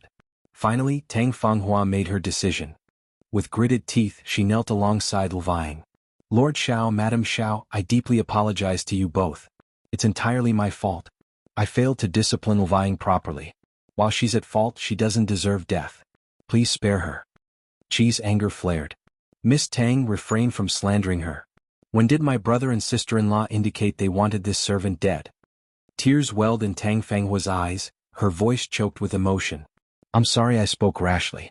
I promise to enforce strict discipline from now on. Such behavior will not be tolerated. If it recurs, there will be consequences. Please forgive me, Lord Shao, Madam Shao. After all, Levine has been by my side for so many years. We've shared hardships together. I simply can't bear to, if you find any errors, ads pop up, ads redirect, broken links, non-standard content, etc. Please let us know reports so we can fix it as soon as possible. Chapter 2047. Everyone is dumbfounded. Xiao Yunduan was taken aback by Tang Fanghua's decision to defend Levine. While he couldn't help but feel a hint of admiration, it paled in comparison to his disgust for the servant's actions. Qi, equally surprised, resolved to defer to his fifth brother and sister-in-law's judgment, regardless of his own feelings. However, Qiao Xian's response caught everyone off guard. With a sneer, she spoke calmly, I'm protective by nature. My son is innocent and vulnerable, yet this wretch finds pleasure in tormenting him. Is she even human? Such innate cruelty cannot be tolerated. I demand her life. Miss Tang, will you stand against me for the sake of this vile creature? The room fell silent, everyone stunned by Qiao Xian's declaration. Levine, paralyzed with fear, forgot to shed tears. Her swollen eyes bore into Qiao Xian with a mixture of defiance and terror. Tang Fanghua's expression shifted from disbelief to condemnation. Despite her earnest pleas, Qiao Xian refused to relent. Why was she so merciless? How could she advocate for violence over a minor transgression? Moreover, as Qi's savior, shouldn't she show some respect? But Qiao Xian showed no inclination to accommodate Tang Fanghua. Instead, she sneered, I'm going to make an example out of this wretch right now. Miss Tang, I'm asking you one last time. Will you grant me this request or not? Levine trembled with terror, casting pleading eyes towards Tang Fanghua, clinging to the hope of salvation. Tang Fanghua quivered, engulfed by remorse, though her regret harbored a hidden truth. She hadn't anticipated such resistance from the prefect's wife. Despairingly, she glanced at Qi, only to find him averting his gaze. Her heart chilled as tears welled in her eyes. Madam Shao, you're kind and compassionate. Despite this servant's faults, she's still a human life. I implore you, spare her. I pledge to discipline her rigorously from now on. Qiao Xian scoffed. Kindness is reserved for those deserving of it. Have you ever seen anyone extend kindness to a venomous snake? Tang Fanghua seethed with indignation. This humiliation was unbearable, a slap to her dignity. I won't spare her, Qiao Xian declared boldly. I'm determined to end this wretch's life. My husband holds sway in this city, and his word is law. Whatever I desire, I attain. If I demand her life, it's as good as done. Do you doubt me? Miss, please, I beg of you. Spare me. Levine pleaded, her voice trembling with fear as tears streamed down her pale face.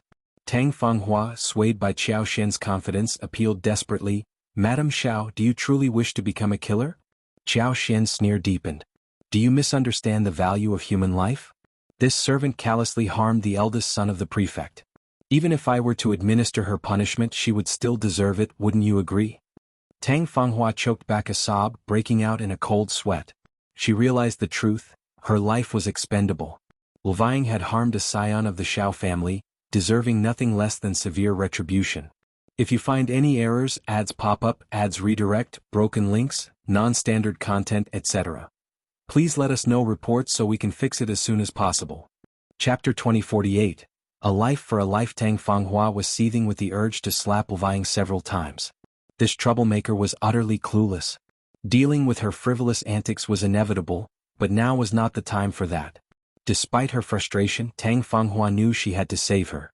No matter what, she couldn't let Lvang suffer. Qiao Xian's teasing had momentarily eased the tension. "You two seem quite close." "Impressive," he remarked. Tang Fanghua turned to Qiao Xian, her expression tense. Qiao Xian's smile was unnerving. "Miss Tang, do you truly wish to save her?" "Yes. She's been by my side for years.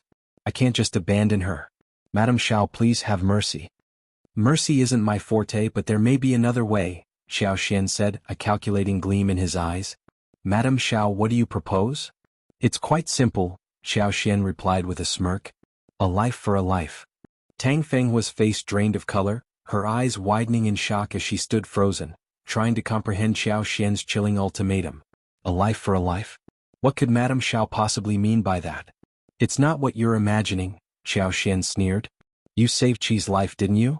That means the Shao family owes you a debt. So, I'll compensate you with another 50,000 silver. From now on, keep quiet about saving Qi and well consider the matter settled." Qi's excitement surged as he looked at Xiao Xian. Fifth sister-in-law had gone through all this trouble for him. Fifth sister-in-law had always been kind to him and his family. Shao Yunduan caught on to the situation, a knowing smile in his eyes. He understood his wife's motives. It hadn't been easy for her. Tang Fanghua gazed at Qi, silently pleading for him to speak up. But Qi avoided her gaze, feigning ignorance. Tang Fenghua's heart sank with sorrow and desperation. She had saved him. Without her, he might not be alive today.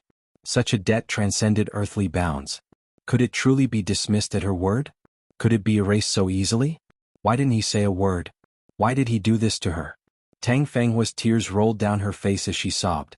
She was very, very sad. Qiao Xian remained unmoved by Tang Fenghua's attempts to reason. Impatiently he said, "Miss Tang, what's your decision? I highly doubt the bond between you and your servant is as strong as you claim." Tang Fenghua's eyelids flickered with irritation. "Fine, I agree. I won't mention saving your life again, but I refuse the money." "That's not acceptable. You must accept the money. The Shao family won't allow you to suffer a loss. 50,000 taels of silver, along with the life, should be sufficient." "But you have to." Tang Fanghua fell silent. Qiao Xian pressed on. "I prefer everything to be documented. We should clearly outline the terms. What did this servant do?" Miss Tang's master-servant relationship was exchanged for her life, and the Shao family consented.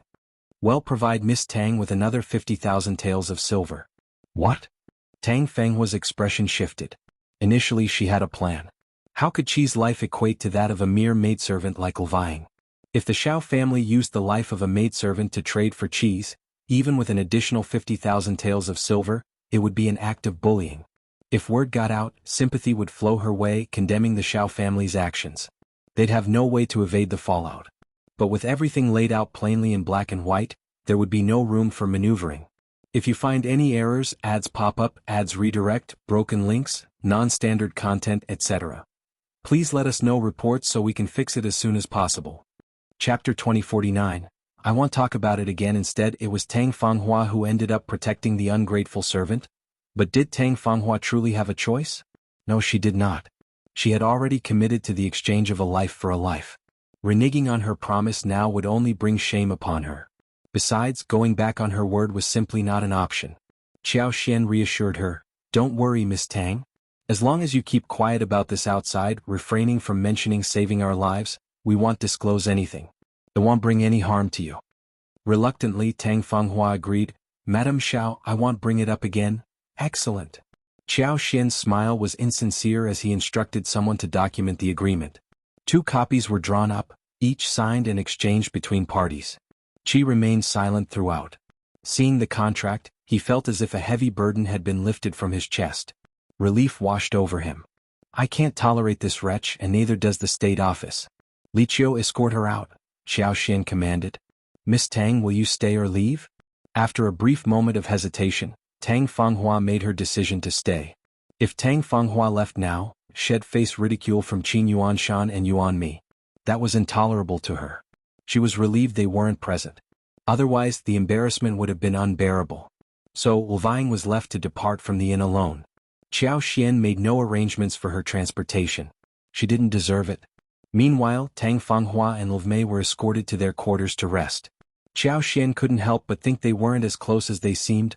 With the irrelevant parties gone, Qiao Xian, her husband, and Qi could finally converse freely. Qi glanced at them, but Qiao Xian interrupted with a grin. "Hey Qi, no talk of apologies or I might just show you the door." Laughter filled the room. Shao Yunduan chimed in, "We're all on the same team here. But I'm curious, what's this about saving my life?" Qi had intended to apologize, but his brothers and sister-in-law's words halted him. Despite his desire to make amends, an apology now would only distance him further. It might even imply collusion with Tang Fanghua, a notion he detested. Qi didn't deny Tang Fanghua's act of saving his life. However, the constant reminders from Tang Fanghua and her maidservants about this favor left him feeling disgusted and frustrated. Their insistence on leveraging this debt forced him into uncomfortable situations he wished to avoid. He had always perceived Tang Fanghua as someone who, unless she underwent a drastic change in personality and got married, would likely persistently pursue him for the rest of her life. Despite her clear intentions of wanting to marry him, he had never reciprocated. Repeatedly he had turned down her advances. Yet, she persisted, returning intermittently, much to his annoyance. Recalling fifth brother's inquiry stirred bitterness within Qi. About 2 years ago, Beihu had instigated several small tribes to stir up trouble. Qi led a team to investigate. Unexpectedly, they were ambushed on their return journey, resulting in everyone being scattered. Qi, poisoned, found himself alone in the wilderness, unaware of when he had lost consciousness. When he regained consciousness, he discovered Tang Fanghua had saved him. She and her servant had traveled from Hebei in search of relatives, only to find they had relocated without leaving a trace. If you find any errors, ads pop up, ads redirect, broken links, non-standard content, etc., please let us know reports so we can fix it as soon as possible. Chapter 2050. Savior. As fate would have it, Tang Fanghua had heard of a relative residing in a small town, prompting her to venture there. Little did she know she would cross paths with Qi and save him along the way. Upon returning to Guiwu City, where Qi's encampment was located, Qi pledged to assist Tang Fanghua in locating her relatives. Despite their efforts, they were unable to locate them. Left with no other options, Tang Fanghua naturally remained in Guiwu City. Given that she had saved Qi's life, he couldn't bear to see her homeless and alone. Consequently, he purchased a house for her and provided financial support. Qi inquired about her plans.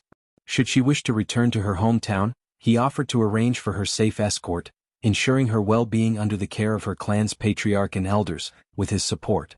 Alternatively, if she desired to settle in Guiwu City, he would support her decision. In the event of marriage, he vowed to provide a generous dowry to secure her future. However, Tang Fanghua merely expressed her willingness to remain in Guiwu City temporarily, deferring further discussions for later. The two maids, Lvang and Lvmei, made a jest suggesting, "Why don't we just arrange a marriage between General Shao and our miss? Wouldn't that be a match made in heaven?" Upon hearing this, Qi sternly rebuked them, insisting they refrain from such jests in the future. He warned them that tarnishing their misreputation would have consequences, and they would not be pardoned for it. As a man of integrity, Qi asserted he would never entertain the notion of marrying his savior. He had never entertained such thoughts. Tang Fanghua joined in, swiftly reprimanding Lvang and Lvmei for their foolish remarks. She too was concerned about the damage to General Shao's reputation. She made it clear that if they continued with such nonsense, she would dismiss them from her service. Shocked by the severity of their scolding, Lvang and Lvmei offered profuse apologies. Unable to do more than reprimand the maids, Qi resolved to teach them a lesson. Despite the warning, Tang Fanghua and her servant persisted in visiting the military camp to seek Qi's company, often bringing gifts of food and clothing. Initially, Qi paid little attention to their visits. However, as they became more frequent, the elders at the military camp began to express their concerns. They questioned Qi about his relationship with Miss Tang. Qi was shocked and quickly explained. Feng Qiao, Su Xiangyang, Zhao Zhongce, and the other old generals couldn't help but breathe a sigh of relief. They were all astute individuals. How could they fail to discern Miss Tang's intentions? The conspicuous actions of the master and servant had made it common knowledge throughout the military camp in Guiwu City that she was Qi's savior. Frequently, she would visit to deliver items, often met with teasing and suggestive glances from onlookers. Each time she would shyly deny any romantic involvement, insisting, "Don't talk nonsense," or, "That's not true." But how different was this from tacit approval? It was evident that this woman harbored ulterior motives, exhibiting a cunning nature. Her schemes weren't straightforward. If Qi were to marry her, it might not bode well. Learning of this, Qi felt despondent. He barred them from visiting the military camp again, opting instead to send emissaries twice monthly. Should they require anything, they could communicate through them. Yet, Tang Fanghua remained evasive when questioned about her plans, prolonging the ambiguity. Lvang and Lvmei resumed their testing, heaping praise upon their young miss and subtly hinting at her affections for General Shao. If you find any errors, ads pop up, ads redirect, broken links, non-standard content, etc. Please let us know reports so we can fix it as soon as possible. Chapter 2051. Really tired. Qi felt complicated when he heard that.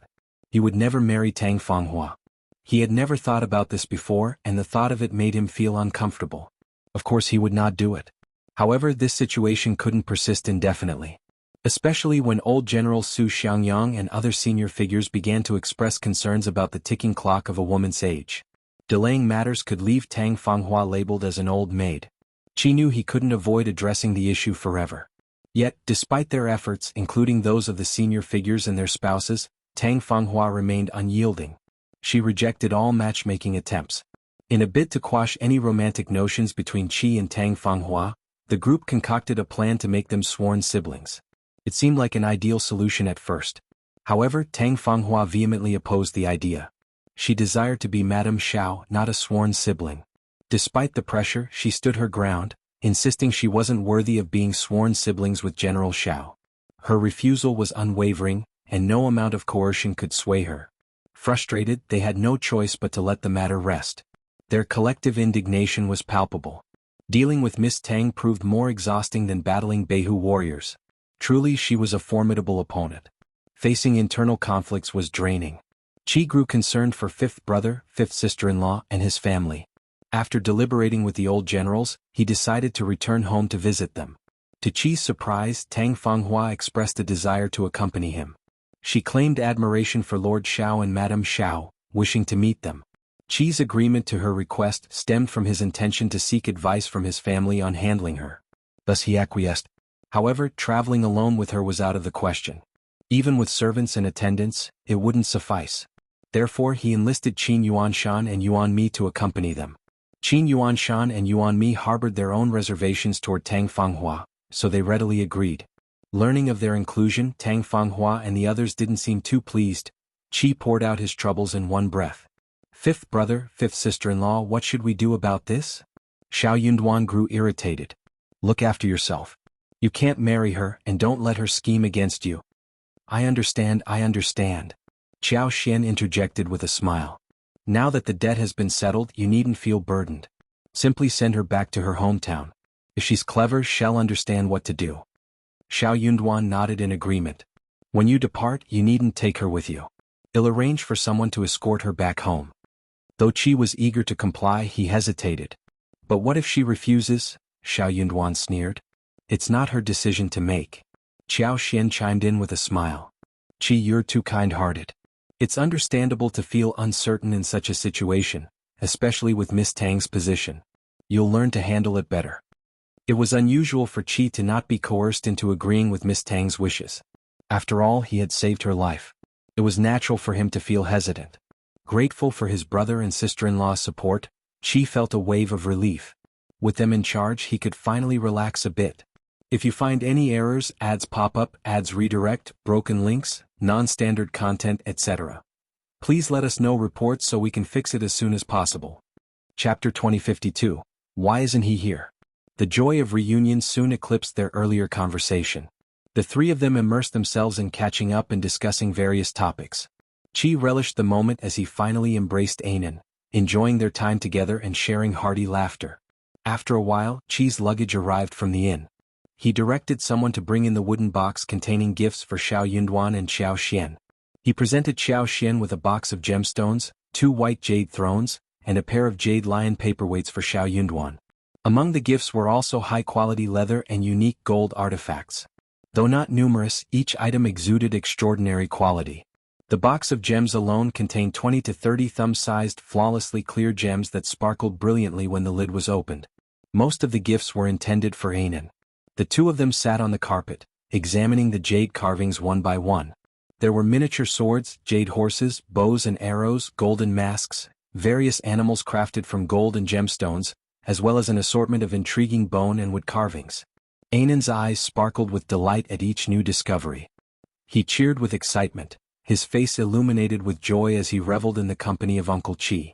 During lunch, Qi extended an invitation to Qin Yuanshan, Yuan Mi and Tang Fanghua. Tang Fanghua took the opportunity to freshen up and change into elegant attire, exuding a gentle and refined aura. She appeared neither embarrassed nor ashamed as she politely greeted Qiao Xian and Shao Yunduan. Impressed by her demeanor, Qiao Xian and Shao Yunduan exchanged a knowing glance. This woman possessed a formidable presence. Her composed demeanor only served to amplify Qi's discomfort in her presence. Qin Yuanshan and Yuan Mi were taken aback to see only Mei accompanying Tang Fanghua, particularly Yuan Mi. As for Tang Fanghua's two maidservants, their behavior had been increasingly erratic. Whenever Tang Fanghua engaged in conversation with Qi, they would interject, seemingly insinuating a rivalry for Qi's attention. Yuan Mi was infuriated by their antics and would have reprimanded them if not for Qin Yuanshan's intervention. Qin Yuanshan repeatedly intervened, urging Yuan Mi not to stoop to the level of arguing with mere servants. Such behavior would only demean them. Despite the maid's arrogance, Qin Yuanshan assured Yuan Mi that their arrogance would inevitably lead to their downfall. For now they should simply observe and wait. While she didn't want Qi to face any trouble, she acknowledged Tang Fanghua's debt of gratitude toward him. Qi was the sole heir of old General Zhao who had aided Tang Fanghua's family. Thus, if Tang Fanghua didn't mind their presence, Yuan Mi would tolerate it. Nonetheless, she simmered with anger. The absence of levying, particularly in Qi's household, roused suspicion. Why wasn't she present to curry favor with Qi's sister-in-law? Intrigued, Yuan Mi couldn't help but inquire, "Miss Tang, why isn't levying here? Where has she gone?" She hoped to preempt any unpleasant surprises caused by levying's sudden appearance. Tang Fanghua's genteel facade cracked at Yuan Mi's question, her expression clouding with anger. Quickly, Kaiwei interjected, "That wretch is cunning. She used her influence to have our mistress drive her away. Our mistress won't tolerate her presence and soil our home. If you find any errors, ads pop up, ads redirect, broken links, non-standard content, etc. Please let us know reports so we can fix it as soon as possible."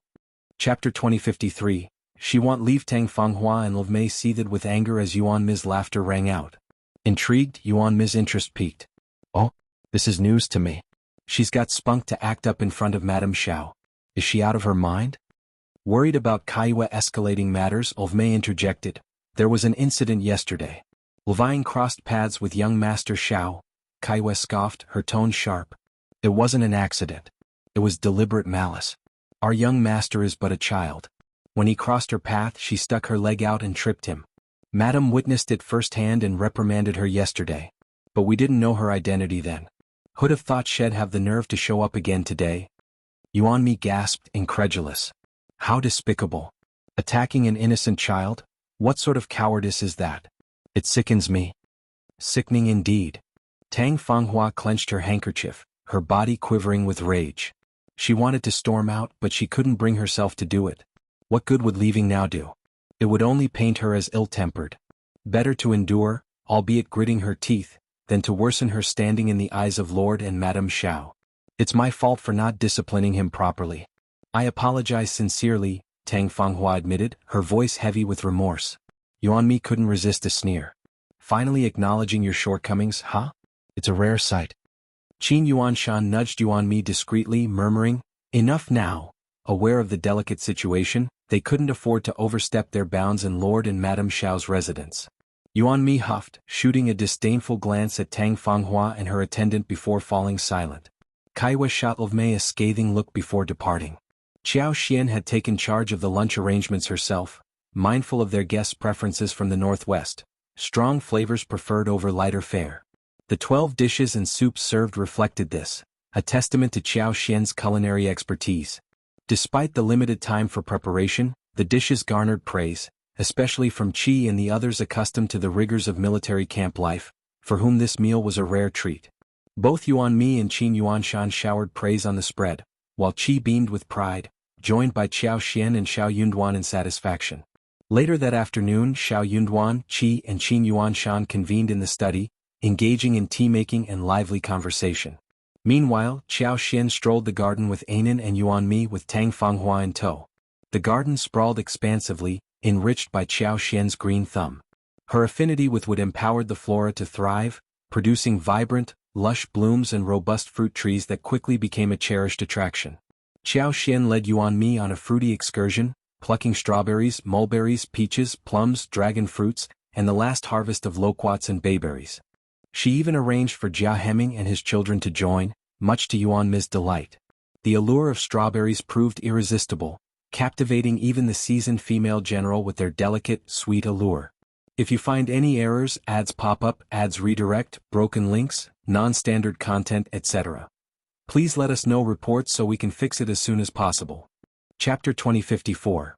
This matter is strange. Upon learning that strawberries could be cultivated in the northwest, Yuan Mi asked Qiao Xian if they could take some home. Qiao Xian readily agreed with a smile.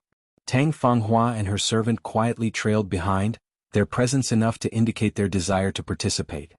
Mei, once the most competitive, now remained subdued, her former outspokenness replaced by caution.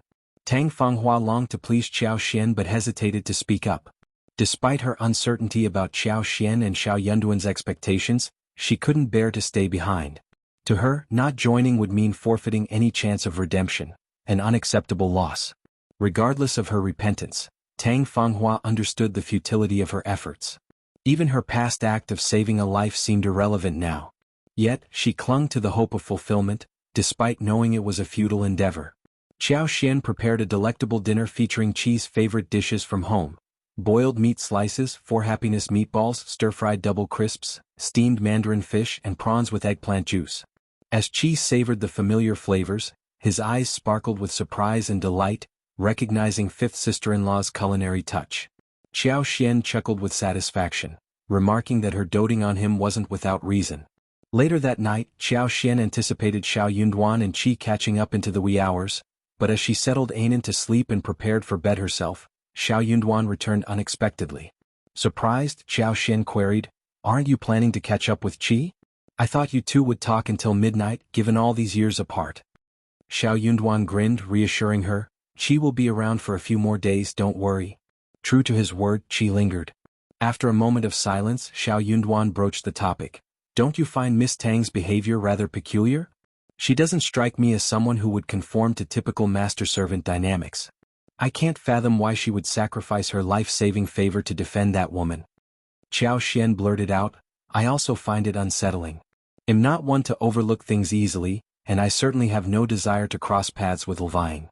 It's surprising to see Miss Tang so fiercely protective of her. I even tested her during our conversation.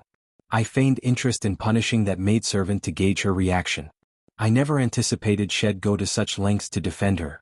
It's straightforward. They'll send someone to inquire tomorrow." In the An's province, Xiao Yunduan wielded authority, extending even to Qiao Xian. Xiao Yunduan nodded appreciatively. "Time is of the essence. Thank you for your efforts tomorrow." Qiao Xian replied with a smile, "It's no trouble at all. These days have been rather mundane, so it's refreshing to have something interesting to focus on." Refusing to budge, Tang Fanghua and Lvmei lingered in the backyard of the state government office, while Vang remained holed up in the inn, too afraid to venture out after her previous ordeal. However, to Lvang's surprise, Qiao Xian wasn't finished with her yet. The following day, Qiao Xian instructed the guards to escort Lvang to the yard where Zheng Sang and the others were staying. They then confined her in an interrogation room for questioning. If you find any errors, ads pop up, ads redirect, broken links, non-standard content, etc., please let us know reports so we can fix it as soon as possible. Chapter 2055. Not at all. When Lvang laid eyes on Qiao Xian, she was overcome with fear, nearly losing her wits in terror. She felt as though her fate was sealed. Attempting to divert attention by speaking of her master, Lvang found Qiao Xian unperturbed. In An's prefecture city, the demise of a servant hardly raised eyebrows. Furthermore, Tang Fanghua remained unaware of Lvang's involvement, and even if she suspected, what could she possibly do? Surprisingly, Lvang appeared more composed than Qiao Xian had anticipated. Though Qiao Xian issued threats, she refrained from inflicting physical harm. Lvang, overwhelmed with fear, spilled her secrets willingly. There was no depth to the master-servant bond when one's life hung in the balance. No loyalty could rival the instinct for self-preservation. Agreeing to Lvang's plea to exchange information for her life, Qiao Xian learned the truth. Tang Fanghua wasn't the one who saved Qi. While Qi lay poisoned and unconscious, Tang Fanghua did encounter him by chance, but she wasn't his savior. The antidote pills her parents supposedly left for her were a fabrication. Someone else had already cured Qi's poison before Tang Fanghua stumbled upon him. His recovery coincided with her arrival, leading him to mistakenly credit her with saving him. Seeing an opportunity to gain a life-saving favor, Tang Fanghua ambiguously accepted his gratitude. Reality had unexpectedly turned in Tang Fanghua's favor. Upon discovering Qi's true identity, she was ecstatic, bordering on euphoria. With her parents deceased and her hometown inhospitable due to familial greed, she had clandestinely sold her assets, fleeing with 2 maidservants to seek refuge with her mother's distant sister. Yet, her hopes of sanctuary were dashed when she couldn't locate her aunt. Lost in panic and despair, she stumbled upon an unexpected opportunity. Qi, a 4th-grade general in the Northwest Army, embodied youth and promise, and he had unwittingly become her savior. In her eyes he represented stability and security. Naturally, Tang Fanghua envisioned him as her lifeline and desired to wed him. Though she harbored some affection for him, her primary motive was securing a lifetime of support through marriage. In her estimation there was no better match than Qi. However, Qi, while remembering his act of saving her life, had no intentions of matrimonial commitment. Despite her advances, he rebuffed her. This rejection left Tang Fanghua feeling a mixture of anger, embarrassment, and wounded pride. What was wrong with her? She was his savior. Tang Fanghua had successfully deluded herself into believing she was Qi's savior. Why wouldn't he marry her? She pondered repeatedly. The more she delved into Qi's identity and family background, the tighter she clung to him. She knew opportunities like this were rare. Though Qi hadn't made any promises, he didn't seem to detest her either. With determination, she resolved to work tirelessly to win him over. Yet, despite her efforts, things had reached an impasse. Qiao Xian was left stunned. She hadn't expected Lvang to lie under such circumstances. Tang Fanghua's audacity knew no bounds.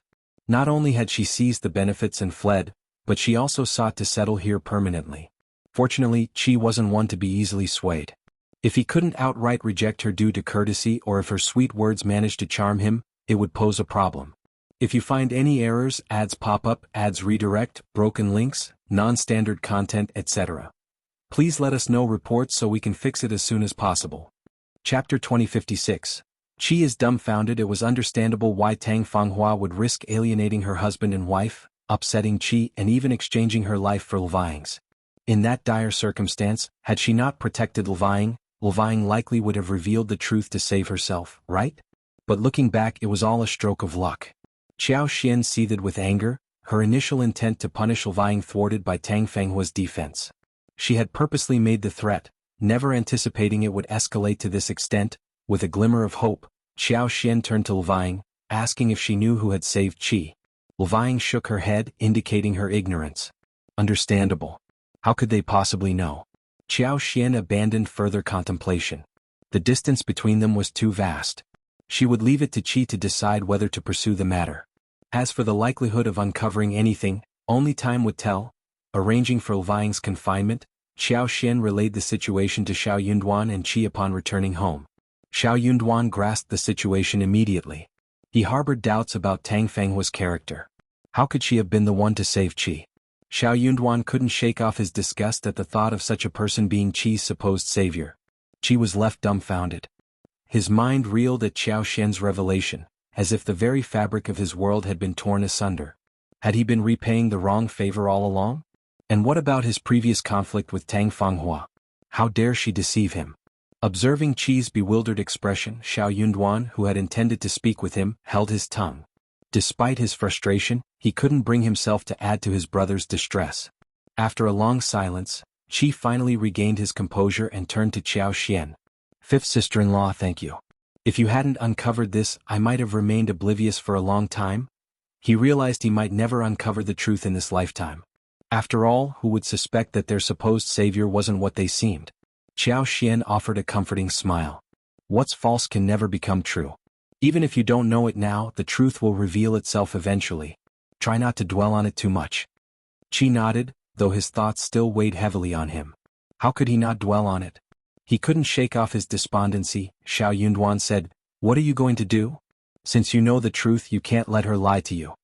"Of course I want to expose her," Qi exclaimed, his agitation palpable. "How do you plan to do it?" Qiao Xian inquired. Qi's resolve wavered, his brow furrowing. "I'm afraid she won't confess." He realized he lacked evidence to prove her guilt. Lvang, a mere maid, couldn't offer substantial proof. Even though he trusted Lvang wouldn't lie under such circumstances, Tang Fanghua could still deny everything or shift blame, leaving him powerless. Qiao Xian offered a reassuring smile. "If it's a fabrication, there will always be inconsistencies. You can try to catch her in a trap." "A trap?" Qi echoed. "Exactly. Since she wasn't truly your savior, she wouldn't know the specifics of what happened to you. Even if she tries to explain later, she won't withstand detailed scrutiny.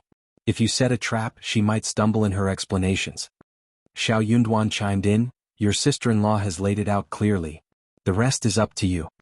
If you find any errors, ads pop up, ads redirect, broken links, non-standard content, etc., please let us know reports so we can fix it as soon as possible."